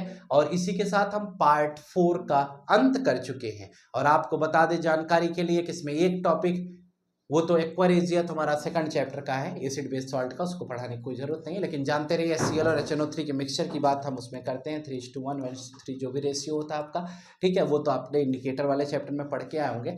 ठीक है, अब हम इसके बाद बात ये कर रहे हैं कि हमारा टॉपिक खत्म हो गया, यानी मेटल एंड नॉन मेटल की ये क्लास आपको अच्छी लगनी चाहिए, यानी कि उम्मीद करता हूं कि मेटल एंड नॉन मेटल की ये क्लास आपको पसंद आ गई होगी। ठीक है, तो चलिए हम बात ये कर लेते हैं कि आज हमने क्या पढ़ा। यानी कि हमने आज ये पढ़ा है कि पार्ट 1, पार्ट 2, पार्ट 3 और पार्ट 4 समाप्त हो गया, यानी कि यह मेटल एंड नॉन मेटल का वह इंपॉर्टेंट लेक्चर है जिसे आपने पूरा ध्यान से समझा, पढ़ा, देखा। और उम्मीद करता हूँ कि आपको समझ में भी आया होगा। मैं ये जानता हूँ कि मैंने बहुत फास्ट पढ़ाया है इस चैप्टर को। ये चैप्टर पढ़ाने में बहुत लंबा समय लगता, बहुत लंबा वक्त लगता, क्योंकि ये चैप्टर बहुत बड़ा है, ठीक है। लेकिन घबराने का कोई विषय नहीं है। क्यों? क्योंकि ये एक ऐसा चैप्टर है जिस पर आपको बात करना बेहद ज़रूरी था। हमने आपको पीरियोडिक टेबल का भी कुछ कॉन्सेप्ट इसमें समझा दिया है। उम्मीद करता हूँ कि ये क्लास आपको अच्छी लगी होगी, समझ में आई होगी, बेहतरीन आपने पढ़ा होगा। अब हम इसके और आगे बात ही क्या कर सकते हैं, देखते हैं स्क्रीन पे। आप इतनी देर से मेहनत कर रहे हैं तो देखिए आपके लिए कुछ बात लिख दी जाती है, ठीक है। वो बात क्या है, कितना समय बदल गया ना। मेहनत हम कर रहे हैं, पढ़ा हम रहे हैं, लेकिन थैंक यू आपको बोलना पड़ता है। सही है कि नहीं? ये क्या है? ये कुछ नहीं बेटा, ये समय का खेल है। तो फिलहाल मैं थैंक यू आपको बोल देता हूँ कि आपने बड़ी मेहनत से, बड़ी मशक्क़त से आपने इस चैप्टर को पढ़ा, ठीक है। और हो सकता है अगर आपने अच्छे से ध्यान से पढ़ा होगा, पेन पेपर का अच्छा यूज़ किया होगा, तो आपको चैप्टर बेहतरीन समझ में आया होगा। हमारा प्रयास, आपका प्रयास ही सफलता के एक उच्चतम स्थान पर हम दोनों लोगों को पहुंचा सकता है। हम उम्मीद करते हैं कि हम 40 पे बंद करना, हम उम्मीद करते हैं कि हम नेक्स्ट क्लास में जब बातचीत करेंगे, यानी कि ये जो चैप्टर है इसके कुछ PYQ यानी प्रीवियस ईयर के क्वेश्चंस भी हम 1-2 दिन के अंदर सॉल्व करा देंगे। एक चैप्टर आपका इंडिकेटर यानी कि एसिड बेस सॉल्ट और इंडिकेटर का जो कॉन्सेप्ट है वो अभी तक आपको अपलोड नहीं किया गया है, यानी कि उसका लेक्चर अपने यूट्यूब चैनल पर नहीं दिखाई दे रहा होगा, लेकिन दिखने लगेगा 1 से 2 दिन के अंदर। आपका अपना चैप्टर नंबर 2 जिसका नाम है एसिड बेस एंड सॉल्ट, ठीक है। तो आज के लिए फिलहाल इतना ही, फिर मिलेंगे नेक्स्ट क्लास में। और उम्मीद करते हैं कि आप पढ़ते रहिए, अच्छे से रहिए, मस्त रहिए, खेलते रहिए, खाते रहिए, जीते रहिए, और राजा तो बनना ही है, इसलिए बिल्कुल तैयारी अपनी बना कर रखें। किसी प्रकार का कोई भी क्वेश्चन, कोई भी सस्पेंस, कोई भी डाउट है तो कमेंट बॉक्स में अवश्य लिखें। अगर आप कमेंट में ज़रूर बताएंगे तो हम नेक्स्ट क्लास में उम्मीद करेंगे कि आप मिलेंगे और अच्छा करेंगे। आज के लिए फिलहाल इतना ही। Good night to all of you. Thank you for watching the video. Like, share and subscribe.